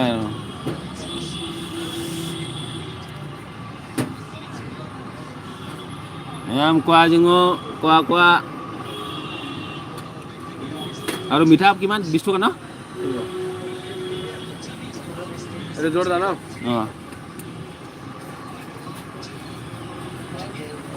이제 미타 그래 조르다 잡으러 이제 강대고 뭐야 이마 락보니고 조르다 잡으러 강대 120니까 와서 이 강대 갸면 다들에 이제 폰도 무슨 자들에 엘비 타버니나 차나 그냥 꽁아우로 디 강대래 120 아제 머루 카라 야말루 머루 카라 아이 মিঠাপাটি পান মালো কি কম আম জোরা পানি পানি দিয়ক আৰু এটা মিঠাপাটি পান দিব 10 টাকা নেটো 20 টাকা আর হেতু কিমান মিঠাপাটি কিমান 20 টাকা পান মিঠাপাটি সব 20 টাকা মিঠাপাটি 20 টাকা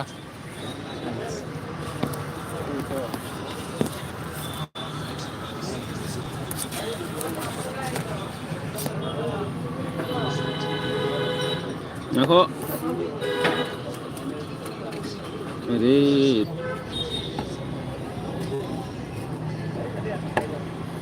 mayam মিঠাপাটি পানটো ইয়াতে দিয়ক মিঠাপাটি মানুহ দাদা ইয়াতে ইয়াতে দিব বস্তুবিলাক ইয়াতে দিয়ক ইয়াতে দিয়ক ইয়াতে পান খাব না ইয়াতে দিয়ক আৰু বস্তুবিলাক ইয়াতে পানটো ইয়াতে দিব mayam মিঠাপাটি পান য়েংচি mayam মণিপুৰী চিনাও mayam মিঠাপাটি পান সি য়েংচি লাও mayam comment chúng tàu đó có ai cái qua jangan cái mayam đây মিঠাপাটি পান সে কই গিয়া থুমবা qua তো mayam কি khăn là thuma pan cha bani ko kasi dei ke thuma cha de ko ꯑꯊꯨꯝꯕ ꯀ꯭ꯋꯥ ꯆꯥꯁꯤ ꯃꯌꯥꯝ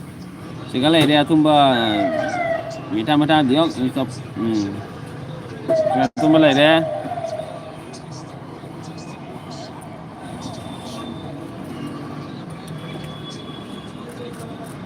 ꯕꯥꯏ ꯂꯩꯆꯤ mẹ mù bên đây không Mita pati pan ni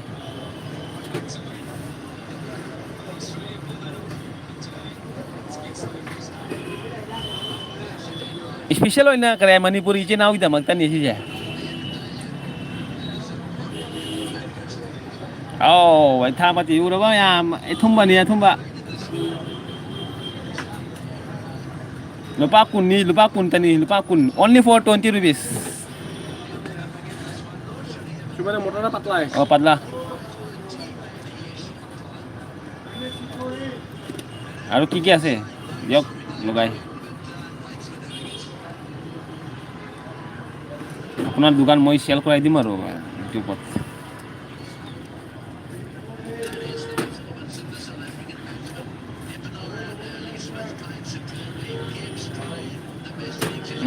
qua mày em qua ra xí có mày em ma'am सिगा गणेशगुरी की अखोई दिसपुर की मनिंग दनी को मैं दिसपुर करे पॉलिक्लिनिक की मनिंग दा हॉस्पिटल मनिंग दनी दुकान से मैम से लादी सिगा वइना चाबिरो सी जगह अंकल नहीं सिगा ले तू itu bantu mana lagi mau kam ma'am kuasa sih ko ma'am kuasa ke ma'am yang biro ah kuala lau deh ma'am ya dari lagi ya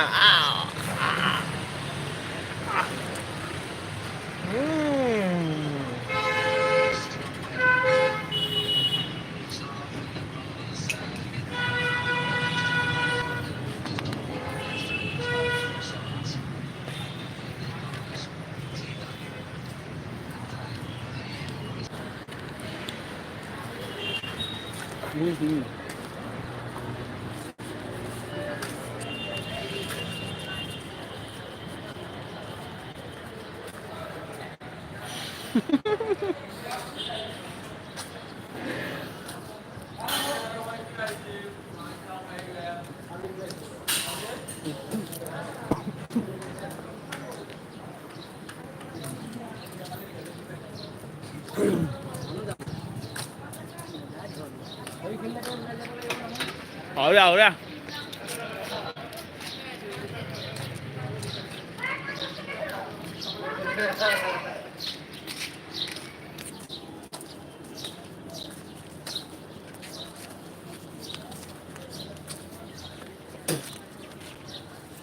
qua mấy bộ này nó có cái này Manipur cái này mà chính kia mà tất qua tại cái này nhầm khó đángเลยวันนี้นะqua bộ này mà cái mà bộ này cái mà cha đấy được cái mà bộ này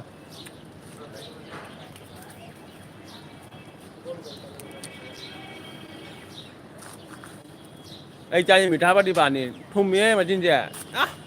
này thấy đấy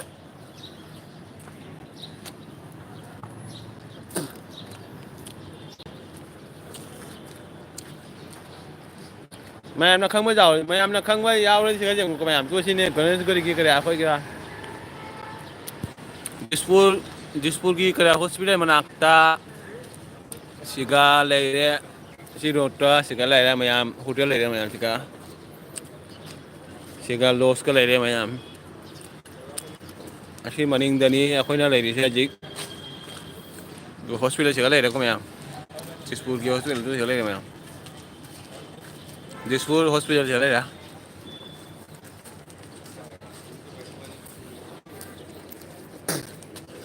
ai only for cái Manipur chỉ nào cái tầm ta hai bên này qua cái này bên chỉ nào thì làm cho khang mà ní được cái khang tập mà làm chỉ nào mà làm cái Dispur Polyclinic tu sẽ lấy mà cái này đó được cái Manila London này khơi lấy Manila London này được cái sonda là cái khơi cái sondi chẳng apa lambi ni sondi kisah ai khang de được cái sonda là cái gì nhé mà làm được cái là cái Sega hotel lâu chỉ nào lâu bao lâu nhưng mà đi cho nào sega hotel là cái lâu bao giờ cái chứ sega hotel lấy ra xuân tới hotel lấy mà em ủa sáng mà đi làm gì vậy xuân tới lấy à giờ post post ऑफिसता थारꯛꯎ नꯠꯇ꯭रदꯤ ꯀ꯭ꯋꯥ ꯆꯥꯕ ꯂꯥꯛꯇꯣꯏꯅꯤ ꯒꯨꯋꯥꯍꯥꯇꯤꯗ ꯑꯌꯥ post ऑफिसता quad ꯄꯨꯡꯒꯗꯤ ꯀꯩꯗꯧꯅꯤ ꯍꯥꯏꯗ इचे मोमिताना Usha minute लेरिबो आय दुगगी इचे उषाना का चेप यमचा दुगगी इचे अनुना करे होय दे तनु comment उनो पोरेसा अकरे ma'am comment पा दे ना वरबो जातो को मैमไม่करे क्वा लोबो मैम जंगन मने मैम मखा जो कमेंट पा रो मखा मथक मखा मान कमेंट तो रो तुम कमेंट पा रहा क्या मम्मी चनिंग ये दुगगी इचे जना यमचा थाला ओ हाय वाय ओने काइना अरे हाई बा मोनी सिस्टर है अरे क्वा सागे मैम जेंगसे को याम हाउ साइ है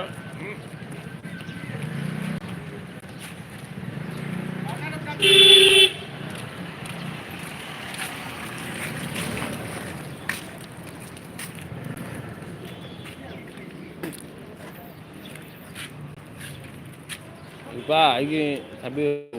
umumnya hai ba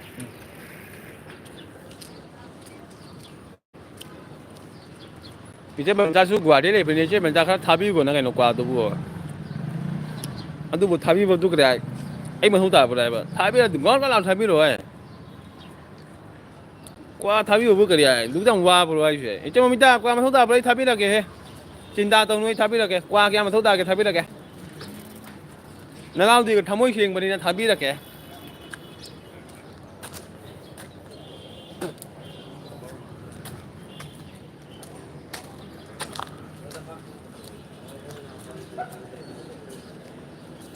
ai mì tháp bàn chay nè chơi mì tháp bàn 120 nate mì tháp bàn mayam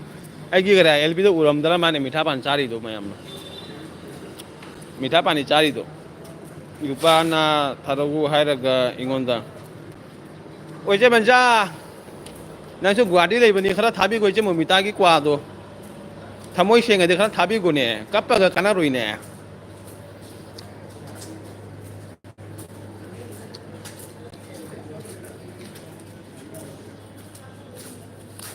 इसे ममिता दे करे मणिपुर चला मिठा पनी पांचा बनी हाय बनी हमने इसे ममिता यो ने थारो रो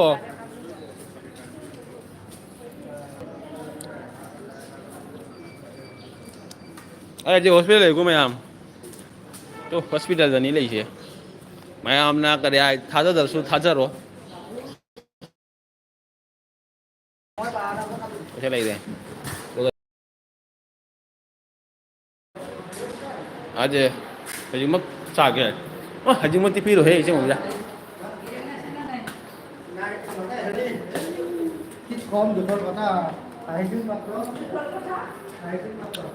mami aje su gemsa su sarabu hayu itu mau tadi tharak ke dah nang kuat pam tu thapi lah ke dah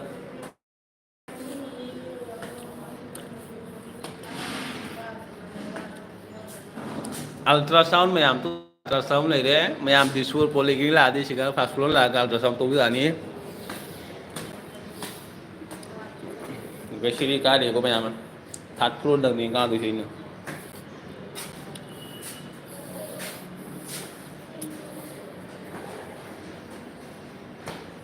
no smoking area do not speed high door ba mayam se ga churup tak kan wa do ga matin sit kan wa ju ba mayam je lấy sai biết lại chu đó mayam lấy sai ví dụ ra lấy sao bây giờ lâu rồi nè rồi thôi thank you hòa phần rất nặng sai cái này bây giờ mình ta qua rồi đi rồi đấy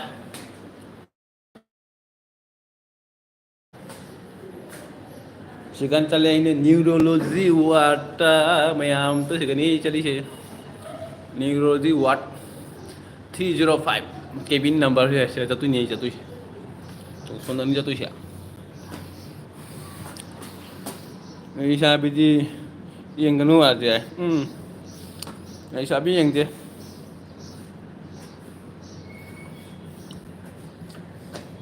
Cái gì này dùng được bộ. Cả vô đây nè. ꯑꯖꯦ ꯂꯩꯁꯥꯕꯤ ꯌꯥꯝꯒꯅꯨ ꯀꯥꯟꯅꯔꯣꯏꯒꯗ꯭ꯔꯥ ꯑꯩꯁꯦ ꯂꯩꯁꯥꯕꯤ ꯌꯦꯡꯕꯁꯦ ꯃꯇꯥꯡ ꯂꯣꯏꯈ꯭ꯔꯦ ꯂꯩꯁꯥꯕꯤ ꯌꯦꯡꯕ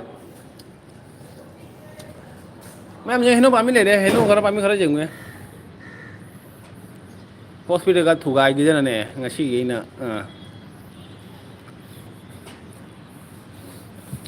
काहे आज हॉस्पिटल नीचे कानून हॉस्पिटल में है अभी मैं होय लेसाबी येंगनु ꯌꯨꯝꯗꯩꯗꯨꯅ ꯐꯨꯖꯕꯅꯤ ꯌꯦꯡꯍꯜꯂꯤꯅꯤꯅ ꯃꯌꯥꯝꯗ ꯑꯩꯅ ꯀꯩꯅꯣ ꯌꯦꯡꯉꯒ ꯀꯩꯅꯣ ꯇꯧꯗꯣꯏꯁꯦ ꯀꯥꯟꯅꯔꯣꯏ ꯌꯦꯡꯉꯒꯁꯨ ꯀꯥꯏꯗꯅꯣ ꯍꯣꯁꯄꯤꯇꯥꯜꯗꯅꯤ ꯃꯌꯥꯝ ꯍꯣꯁꯄꯤꯇꯥꯜ ꯂꯥꯛꯑꯦ ꯀ꯭ꯋꯥ ꯂꯧꯕ ꯂꯥꯛꯑꯦ ꯀ꯭ꯋꯥ ꯄꯤꯖꯈꯤꯒꯦ ꯀ꯭ꯋꯥꯁꯦ 120 ꯀ꯭ꯋꯥ ꯆꯥꯔꯒ ꯉꯁꯤ ꯇꯥꯕ꯭ꯔꯥ ꯈꯣꯠꯄ꯭ꯔꯗꯤ ꯈꯪꯗꯦꯀꯣ 120 ꯀ꯭ꯋꯥ ꯄꯤꯖꯗꯣꯏꯅꯤ ꯃꯌꯥꯝ ꯀ꯭ꯋꯥ ꯄꯨ ꯂꯥꯛꯑꯦ 120 ꯄꯤꯖꯗꯣꯏꯅꯤ ꯍꯧꯖꯤꯛ ꯄꯤꯖꯔꯒ ꯃꯥꯒꯤ ꯑꯦꯛꯁꯟ ꯌꯦꯡꯁꯤ ꯃꯌꯥꯝ ꯀꯩ ꯑꯣꯏꯕ ꯌꯦꯡꯁꯤ ꯃꯌꯥꯝ 120 ꯀ꯭ꯋꯥꯅꯤꯀꯣ ꯃꯌꯥꯝ ꯃꯅꯤꯄꯨꯔꯒꯤ ꯏꯆꯤꯟ ꯏꯅꯥꯎ ꯈꯪꯗꯦ ꯆꯥꯕ꯭ꯔꯥ ꯆꯥꯗ꯭ꯔꯗꯤ ꯈꯪꯗꯦꯀꯣ 120 ꯄꯥꯟꯅꯤꯁꯦ ꯄꯤꯖꯔ ꯌꯦꯡꯁꯤ ꯀꯃꯥꯏꯅ ꯇꯧꯒꯦ ꯍꯥꯏꯅ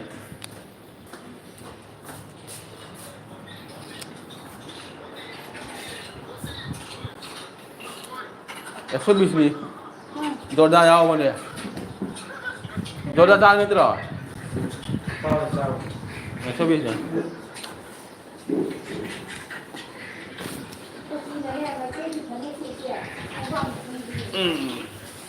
Sao, ekso bis pan ni.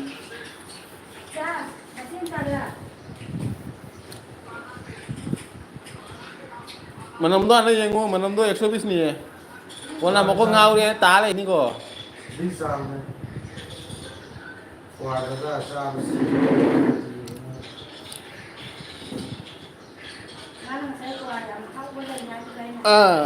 Ekso bis ni.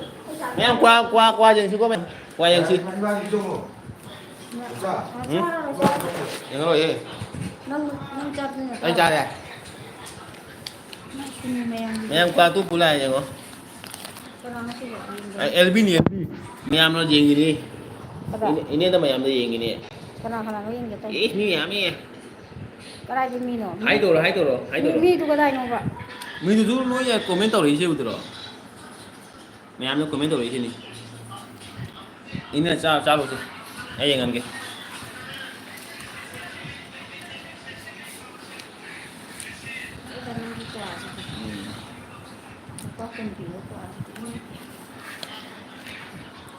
Jordan ya buni ko.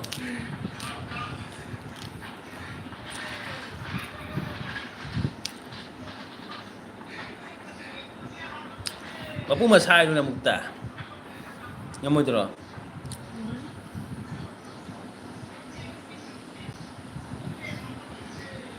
Rada, sino yan? Bakang kasi si Sarah ko ito ayam. Ai cha re. Sarah do. Ai cha lai. Aku mau coba ya. Kamu tu bro.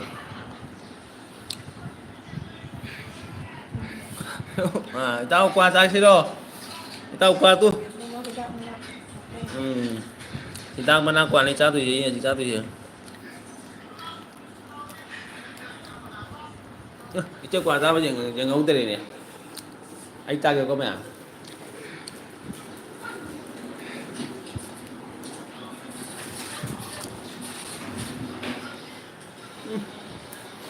Cũng giỏi ạ.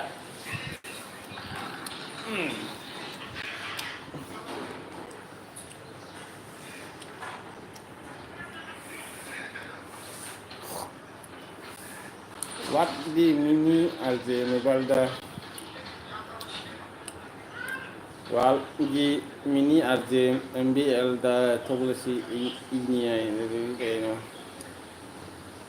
anjingnya kayak apa? Kok ngau ni ko kwa ni jauh qua dadang anh nói là bên bây giờ lại bên cái bị bay ngay đi bay cái nóc này để lôi ra đây dây một tay rồi bây giờ nó cái bàn chơi sẽ tăng xoay rồi cái lại bên cái bàn chơi rồi chắc là cái bàn chơi bro qua đó ấy chút khá xa kìa thì chắc là nó qua đấy là cái pizza cái qua mantap pika itu kalau mapunta tahu nih pizza ke, itu kan gua dia lau pizza ke. กว่าจากที่ไอ้ที่กว่าที่เราพิจารณาพัฒนากว่าเลยไม่ดูกันลูกป้าก็ได้จังเลยดูลูกพิจารณาลูกป้าตราดเราพิจารณาเราอันเจ้าโปรกว่าตัวอิสุขนาดจากที่ดูกันที่อาศัยนาคาอันเจ้าใบวันละเกมไม่ไอ้ใบวันละก็ไปเจ้าสิพิจารณาหนุ่งไง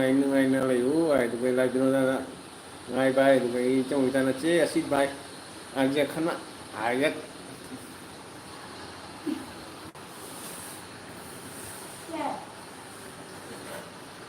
เป็นยังไงกันล่ะอันเจ้าขนาดเคยดูละเกมManipur ki kena ima kena kan masa nungai dia dulu moi lap ketika moi lain moi lap kan dulu moi jual lap tu ni ya. Kemudian nomor siapa lah, mamta lah boy, tu kan bicara kayak apa? Boy, cie mumi, aduh cie kanon, ga cie mumi ga ibu saunu ko ina sumna pagi tu ko ni ibu ngaku sorry jai.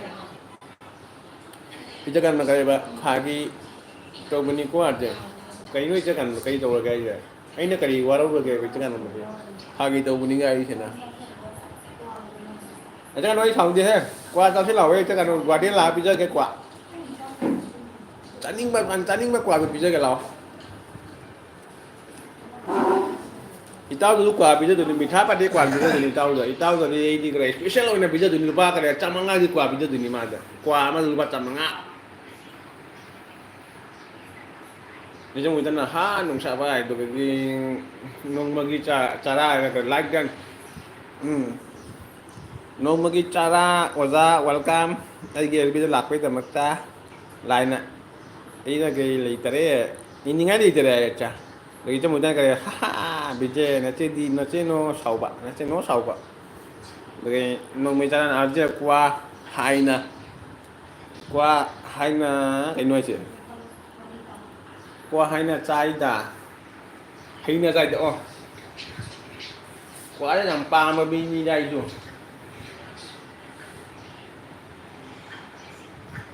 lại ở sinh bà thì từ vui tụi cái chắc là cái trai đấy bỏ là tụi cái bên này cái quá đô khát tóc na sai đuôi đi cái này cái ba gì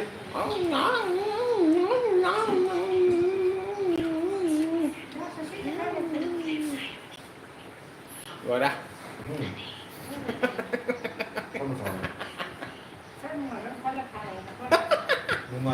qua luôn đi mấy ăn qua trao vậy thì mình nói ai ấm tao uống này người ta mình nói chắc ta là vừa thì mình như thế nào che cái số sầu thì tắc cái bắt trở lại cái này tôi chỉ phải đại dạng này cái nông mì cha nè bữa ngày vậy thì phải lại dần jadi kan ya mengenai na hipa ke LB hari ni hospital tu kan bed lah berapa ni juga itu nung badal cap lising mangari bed se kan nung badal lising mangari kan ya hospital bed ni sih mengenai na hari ni juga nung badal lising mangari cha ba khot ba loi cái moi na pi dei ni ko cha ba khot ba loi moi na tau dei ni sih arrest story ni moi na người chắc là hai của ba này từ cái nó cái chế con non ấy của bắc thằng là cái như vậy sẽ cái nó có mấy người áp ra thằng là cái là ấy bây giờ ngoài gì là có tha là như vậy thì cái chế con non không thể để cho là của ba kali sang cái gì đang trả cái chế mà nó on rồi chắc là cái gì nó bị gì rồi cái chế của ba là tam pro ngạ cái chế mà nó mani à mấy Segala lising manga gini, lising manga, nong masa lising manga di sini juga, padahal lagi sih. Aja bro, karena naga ya. Ima nare, ima. Lagi ima hai tare, ima nare. Juga mau segala mito re, segala mito segala itu. Mà chính là thằng ngang mới mày ngang rồi đó. Chính là thằng ngang rồi. Qua sao là ngang rồi. Là nghĩ chứ.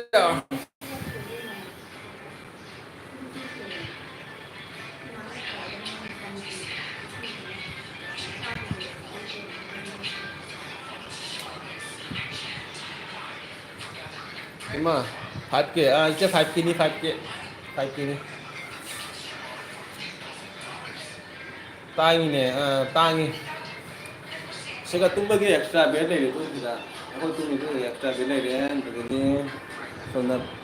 Patient की extra bed ले रे सोना ले रे से तुम्गा लोय ले सेगा लोय ले मिंजन जो ले रे का मिंजन जंग के मिंजन जंग को मैं जो ले रे तो लेटिंग को ले रे तो मैं लेटिंग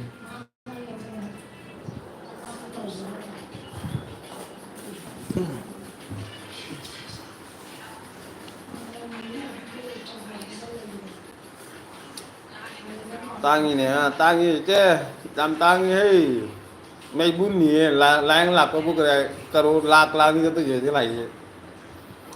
cái gì cái không phải cái này binot bro hay cái này là tất cả năng cái gì nữa ấy mà mấy mà chứ tất cả cái gì nữa hàng ngày đều một tầng ôi chứ tất cả không được cái gì nữa anh đồ chứ cái nón hai cái gì bây giờ là cái không để ôi mà chi cái nuôi cái gì gì bây giờ là cái này baจะกันอนเอ็นเจมุมีไอเดียทุ่มบันีอดูบุไอกีทำมวยดีขังดีดาร์พาร์ไอวารุเดชาวเดบายมาที่ตัวเรื่องนู้นบุกันอะไรให้น่ากระเกะอีเจ้าตะเกียงกระไรบ้ากันอนไอบุเขาจะเข้าขังอัมดีอ่ะอีเจ้าตะเกียงกระไรติปุรากินี่ติปุรากิมิเจนักโค้ไอbây giờ ta khen là cái nói về ấy hard cài đấy guli 106 cho người ta guli khác gì cái guli này nó cái guli 106 cái hello Johan Mona hello like कर दीजिए Johan Mona like कीजिए please like देखिए जो मुझे ना guli 62 तो cái live on ấy on ले है comment ले तेरे comment लगा chứ người ta ngang năng LB tha thế cái gì nữa bạn ngang khối này LB ngái này là bằng năng LB tha thế thì chắc là cái này bảo oh ta kêu lại cái gì Johanna cái này how are you going cái nói gì how are you going này cái cái chân đi rồi I'm from hospital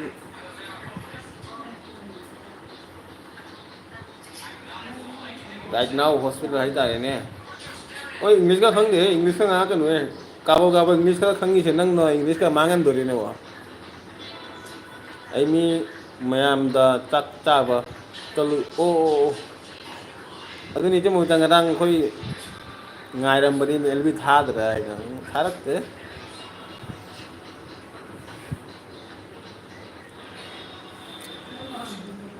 नीचे मुझे गोली क्या लगी जो मुझे How is Manipur now? I'm from Assam. Assam, Manipur, only same है इधर है ना. जिके घूमे ना ला इसे बेमतन ला. अनुलाग ते कोई एलबी ता अनुलाग ते माँ हाथ के ना खो माँ आई की करे एलबी ता गुली लाग ते माँ ना खो. मैं हमसे जम फत्तर है.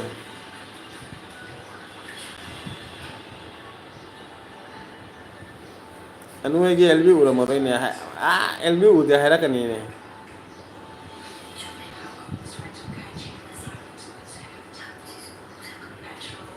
on the thambani aje bro iron to bagi oh RM sister karim kai deda koi RM thapak to ro karim kai deda sadda ro manina karim problem ne deda sawo yau de ko Because jika nanti mami kalau dari dekai Johan cak cara po, mesti ini sih jo, English kan ini. Maya mau kalau dari dekai tu mana high coy ya itu, coy, kau mau ya itu kan anu nak ada apa? 66 maru ya, 83 maru juga deh. Mera betul suno ya, mera betul suno. Ada mana numit tar dari bro ya, अच्छा. Aku sih jadi numit tahu deh, ada macam kaya lagi, Manipur daran Hyderabad lagi yo.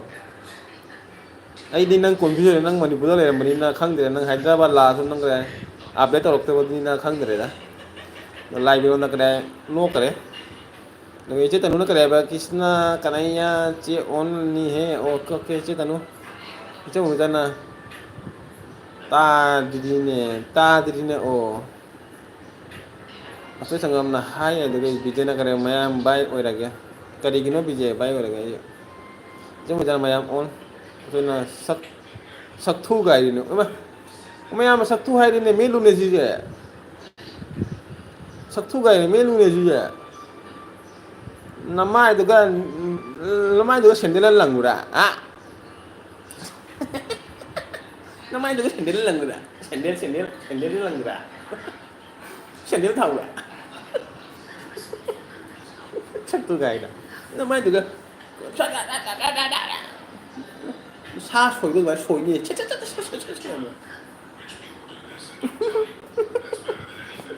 Ma'am ai ngang rồi đấy ma'am ấy mà bắn lên qua ma'am ngang rồi lúc ấy nào ba mấy hồi mera sinjo oliva male oh nào ba hồi bora sinjo जो ba male elbit hari है बच्चा ये भाई ना Vinod no करूँगा लोग के busy है बताओ एक ये हिंदी लो लगे अरे पंजाब यो करे अरे पंजाब जो करो भाई ओ माँ अरे nungai tini Hyderabad ya mito cuma mito tahu ya puna le mo nungai nang Punjab do le na me Hyderabad leitere bro Punjab le oh matam gi kare ai dare matam gi kare mi se kare kar matam na kari oju no khang dare da kano wala na me kare do gai bai nok ta bang ngai dare do gai Ponok punok ko ino takol iche kanon na aibu khangmi da basakino nếu mình có cái gì lô sẽ cái này năng ra là ví dụ lô cái cái này đâu rồi nhưng mà pro là mà là có mấy cái sao cái bàn mình tăng wal anchal ro ji de à wal inga ốt cái cái mặt như là bán được không sao bây rồi adi lo che da ai erum thong ma ni da rồi là đồ có bạn bán sang cái này hay không đi ah oh ya anu kan umai ro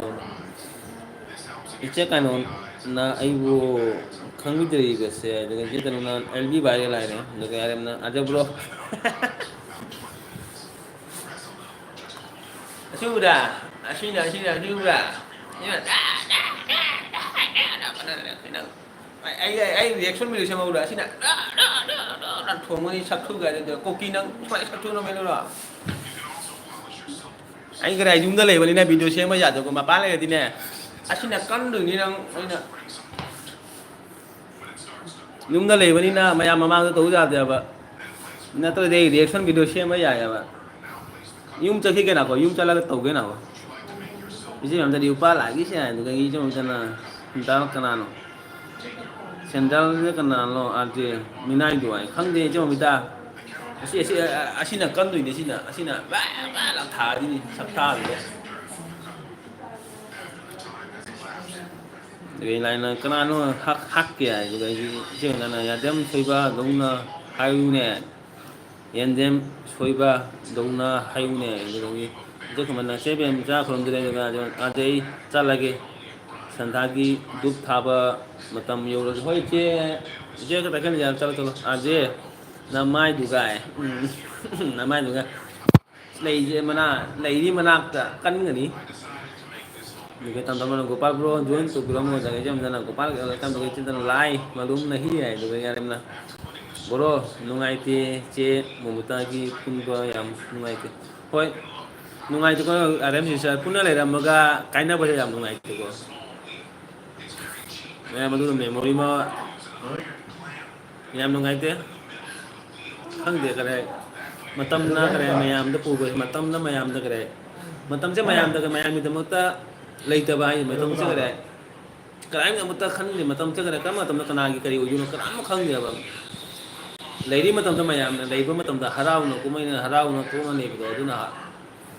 harau ba mani go matam na kana mu ngai de matam che kana mu ngai de ko mayam matam na kana mu ngai de manakta lấy ra bani na manakta lấy ra tu manakta jasa di matam na kana mu ngai de ko adu matam da lấy ngai matam na harau na ꯐꯖꯅ ꯂꯩꯕꯗꯣ ꯑꯗꯨꯅ ꯄꯥꯝꯃꯤ ꯑꯩꯗꯤ ꯑꯩ ꯁꯤꯒꯗꯤ ꯀꯅꯥꯃꯣꯟꯗ ꯈꯪꯉꯔꯣꯏꯅꯦ ꯑꯩ ꯁꯤꯒꯗꯤ ꯑꯥꯔꯖꯦ ꯑꯃ ꯁꯤꯒꯔꯦ ꯍꯥꯏꯅ ꯀꯅꯥꯃꯣꯟꯗ ꯀꯗꯥꯏ ꯈꯔꯅꯤ ꯑꯩꯉꯣꯟꯗ ꯑꯥꯔꯖꯦ ꯁꯤꯒꯔꯦ ꯑꯗꯨꯒꯤ ꯃꯇꯝꯗ ꯀꯗꯥꯏ ꯑꯥꯔꯖꯦ ꯀꯅꯥꯅꯣ ꯀꯅꯥꯃꯨꯛ ꯈꯪꯉꯔꯣꯏꯕ ꯂꯩꯔꯤꯉꯩ ꯃꯇꯝꯗ ꯃꯌꯥꯝꯁꯨ ꯍꯔꯥꯎꯅ ꯂꯩꯒꯗꯣꯏꯅꯤ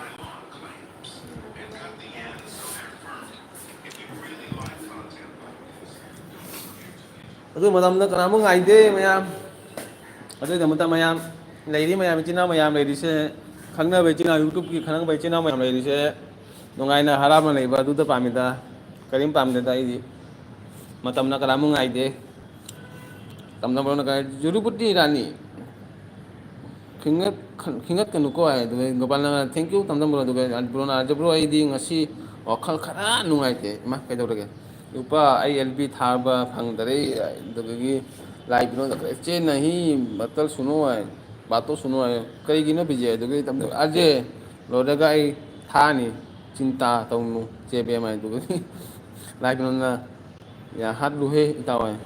ꯌꯥꯏ ꯍꯥꯠꯂꯨꯍꯦ ꯏꯇꯥꯎ ꯏꯇꯥꯎ ꯑꯩꯅ ꯉꯁꯤ ꯃꯄꯥꯟꯗ ꯂꯩꯕꯅꯤꯅꯦ ꯑꯗꯨꯒꯤꯗꯃꯛꯇ ꯑꯩ ꯀꯔꯤꯝ ꯇꯧꯗ ꯃꯄꯥꯟꯗ ꯌꯨꯝꯗ ꯂꯩꯔꯝꯃꯗꯤꯅꯦ ꯑꯩꯅ ꯀꯔꯤ ꯇꯧꯔꯝꯕꯗꯣ ꯑꯩ ꯉꯁꯤ ꯑꯩ ꯇꯧꯕ ꯉꯝꯃꯤꯌꯦ ꯃꯌꯥꯝ ꯃꯌꯥꯝ ꯑꯩꯒꯤ ꯀꯣꯟꯇꯦꯟ ꯁꯦꯝꯕ ꯉꯝꯃꯤꯀꯣ ꯉꯁꯤ ꯃꯄꯥꯟꯗ ꯂꯩꯕꯅꯤꯅ ꯀꯔꯤꯝ ꯎꯄꯥꯏ ꯂꯩꯇꯦꯀꯣ ꯑꯌꯨꯛꯇꯒꯤ ꯅꯨꯡꯗꯥꯡꯕꯨ ꯆꯠꯂꯒ ꯊꯕꯛ ꯆꯠꯂꯒ ꯅꯨꯡꯗꯥꯡꯗ ꯂꯥꯛꯑꯒ ꯚꯤꯗꯤꯑꯣ ꯁꯦꯝꯕ ꯑꯗꯨꯇꯅꯤ ꯑꯩꯒꯤ ꯊꯕꯛꯁꯤ ꯃꯄꯥꯟ ꯌꯨꯝꯗ ꯂꯩꯔꯝꯕꯗꯤꯅꯦ ꯉꯁꯤ ꯑꯩ ꯀꯩ ꯇꯧꯔꯝꯒꯅꯤ ꯍꯥꯏꯗꯣ ꯑꯩ ꯐꯖꯅ ꯇꯧꯕ ꯉꯝꯃꯤꯌꯦ ꯑꯗꯨꯕꯨ ꯀꯗꯥꯏ ꯉꯁꯤ ꯀꯗꯥꯏ ꯑꯩꯒꯤ ꯀꯗꯥꯏ ꯂꯥꯏꯕꯛꯁꯦ ꯑꯩꯒꯤ ꯂꯥꯏꯕꯛ ꯐꯠꯇꯦ ꯍꯥꯏꯇꯥꯔꯦꯗ ꯂꯥꯏꯕꯛꯁꯤꯅ ꯀꯔꯤꯝ ꯇꯧꯕ ꯉꯝꯗ꯭ꯔꯦ ꯅꯨꯄꯤ ꯊꯤꯔꯕꯅꯤꯅ ꯃꯄꯥꯟ ꯂꯩꯔꯕꯅꯤꯅ ꯍꯧꯖꯤꯛ ꯏꯁꯥꯒꯤ ꯌꯨꯝ ꯊꯥꯛꯇꯣꯏꯔꯥ ꯏꯁꯥꯒꯤ ꯌꯨꯝ ꯊꯥꯛꯇꯣꯏꯔꯥ ꯏꯁꯥ ꯐꯦꯃꯤꯂꯤ ꯊꯥꯛꯇꯣꯏꯔꯥ ꯏꯁꯥꯒꯤ ꯐꯦꯃꯤꯂꯤ ꯊꯥꯛꯇꯣꯏꯔꯅ ꯏꯁꯥ ꯊꯕꯛ ꯆꯠꯇꯣꯏꯔꯅ ꯑꯗꯨꯃꯥꯏꯅ ꯈꯜꯂꯒꯅꯦ ꯉꯁꯤ ꯑꯩ ꯃꯄꯥꯟ ꯂꯩꯔꯒꯅꯦ ꯏꯁꯥꯒꯤ ꯀꯗꯥꯏ ꯀꯣꯟꯇꯦꯟ ꯃꯆꯥ ꯑꯃ ꯃꯨꯛꯕꯥꯡ ꯑꯃ ꯇꯧꯔꯒꯅꯦ ꯉꯁꯥꯏ ꯀꯣꯟꯇꯦꯟ ꯃꯆꯥ ꯑꯃ ꯁꯦꯝꯃꯒ ꯑꯗꯨꯅꯤ ꯑꯩꯒꯤ ꯌꯨꯇꯨꯕꯀꯤ ꯀꯗꯥꯏ ꯑꯩꯒꯤ ꯀꯗꯥꯏ ꯅꯣꯂꯦꯖꯇꯨꯒ ꯌꯨꯇꯨꯕꯀꯤꯗꯃꯛꯇ ꯑꯩꯒꯤ ꯀꯔꯤ ꯑꯩꯒꯤ ꯑꯁꯤꯅꯤ ꯑꯩꯒꯤ ꯀꯣꯟꯇꯦꯟꯅꯤ ꯑꯇꯩ ꯑꯇꯩ ꯀꯣꯟꯇꯦꯟ ꯑꯩ ꯁꯦꯝꯕ ꯉꯝꯃꯦꯕ ꯌꯨꯝꯗ ꯂꯩꯔꯗꯤ ꯑꯩ ꯃꯌꯥꯝ ꯁꯦꯝꯕ ꯉꯝꯒꯅꯤ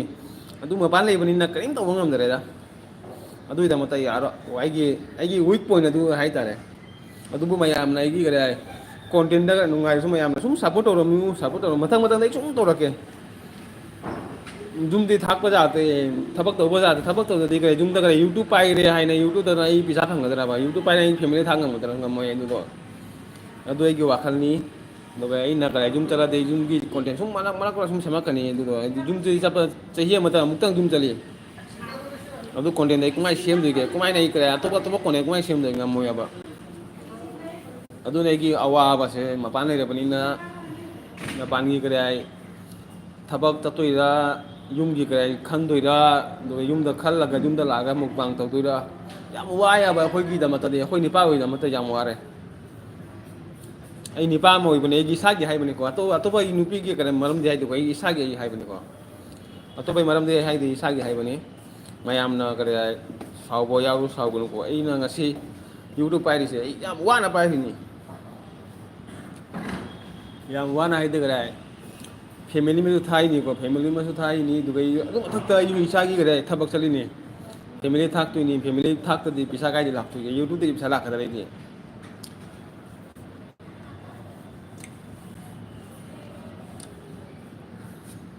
ꯑꯗꯨꯅꯤ ꯃꯌꯥꯝ ꯁꯨꯝ ꯁꯞꯄꯣꯔꯠ ꯇꯧꯕꯤꯔꯝꯃꯨ ꯅꯨꯡꯁꯤꯕꯅ ꯏꯆꯤꯟ ꯏꯅꯥꯎ ꯅꯨꯡꯁꯤꯅ ꯁꯨꯝ ꯁꯞꯄꯣꯔꯠ ꯇꯧꯔꯝꯃꯨ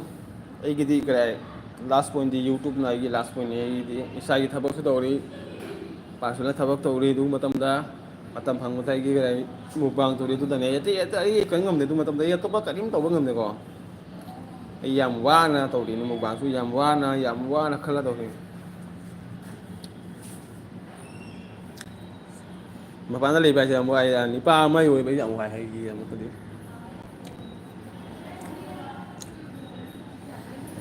ꯏꯆꯦ ꯀꯩꯅꯣꯅꯦ ꯑꯩꯒꯤ ꯑꯁꯦꯡꯕ ꯊꯃꯣꯏ ꯅꯝꯕ ꯈꯪꯗꯦꯀꯣ ꯌꯥꯔꯦ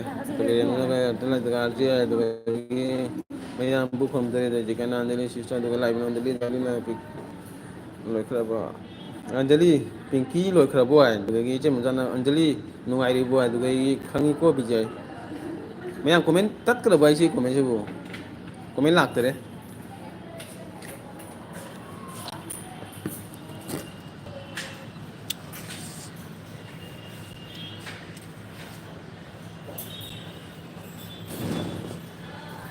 ꯃꯌꯥꯝ ꯑꯩ ꯐꯣꯇꯣꯁꯨꯠ ꯇꯧꯒꯦꯍꯦ ꯃꯌꯥꯝ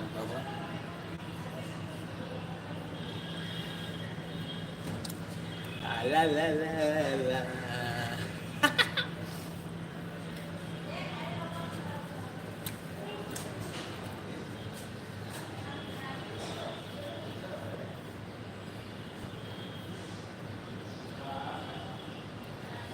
Apa yang masih dari ini? Aw, wow.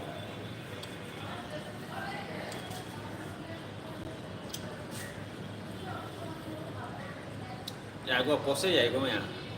Ya gua. Ya ini gua ya. Mayam komen kenapa komen maka ada komen tuh kayak komen lagi mobile aja kayak mayam hang sa kayak mayam komen pa ba ya deh mayam waro bo jatuh kok mayam mayam komen pa ya deh mapan le bani na mobile atau boleh deh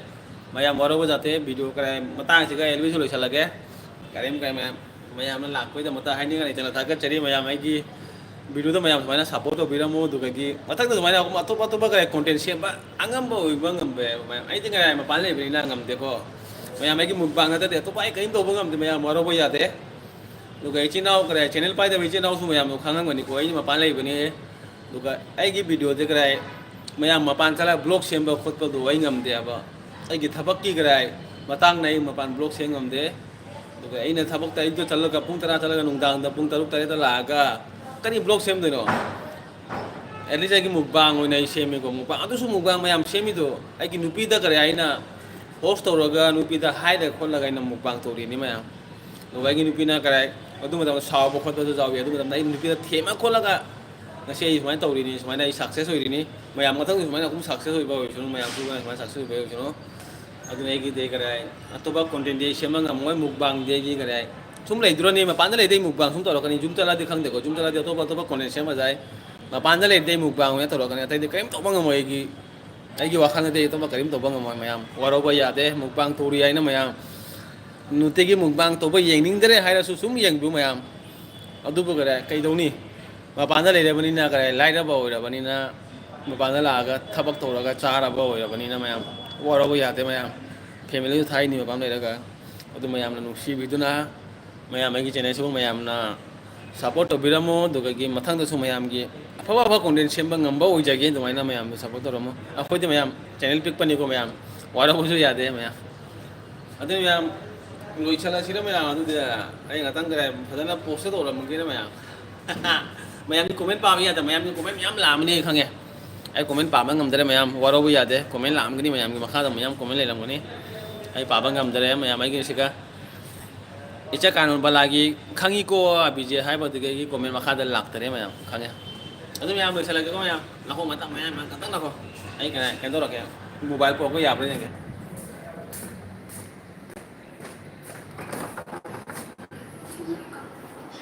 apa ini wala pe ke ini do tra youtube do to de ke youtube do to ai comment làm ai comment chọc cái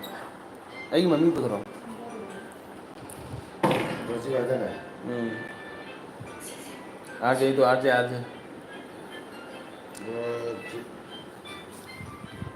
RJ itu ya dari RJ itu ya gue RJ itu ya RJ RJ RJ RJ R J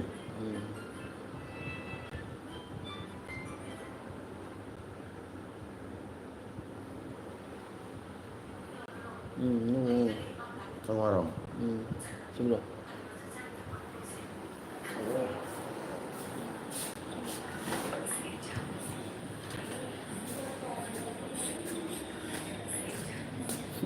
Kemana dah RJ bro ALB jauh bak yang RJ bro full support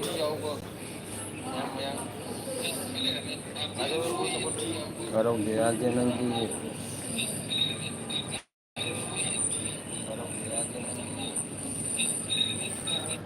BJ na ko RJ wari show nuai ri pro bai ora ge ko do ge che momita bro binod bayam bai do ge on do ge tam tam na no kre itu kan on do ge maya haren bai jadi na do ge ya ya dai na ti mara na lan mu to ge hai ni ai bai da te na ti masin ko ta da na hak ya na jadi mayam taala siko dengan pengaruh di dengan ada baik dengan mayam baik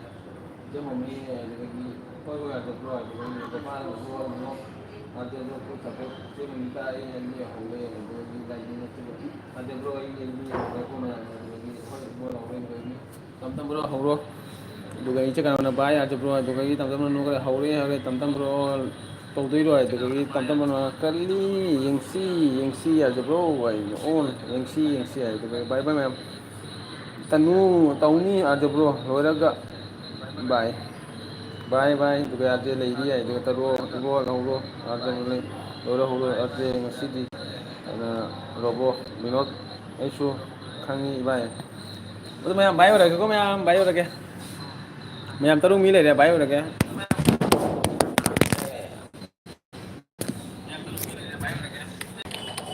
ꯃꯌꯥꯝ mobile ꯇꯥꯈ꯭ꯔꯦ ꯚꯥꯏ ꯃꯌꯥꯝ ꯚꯥꯏ ꯚꯥꯏ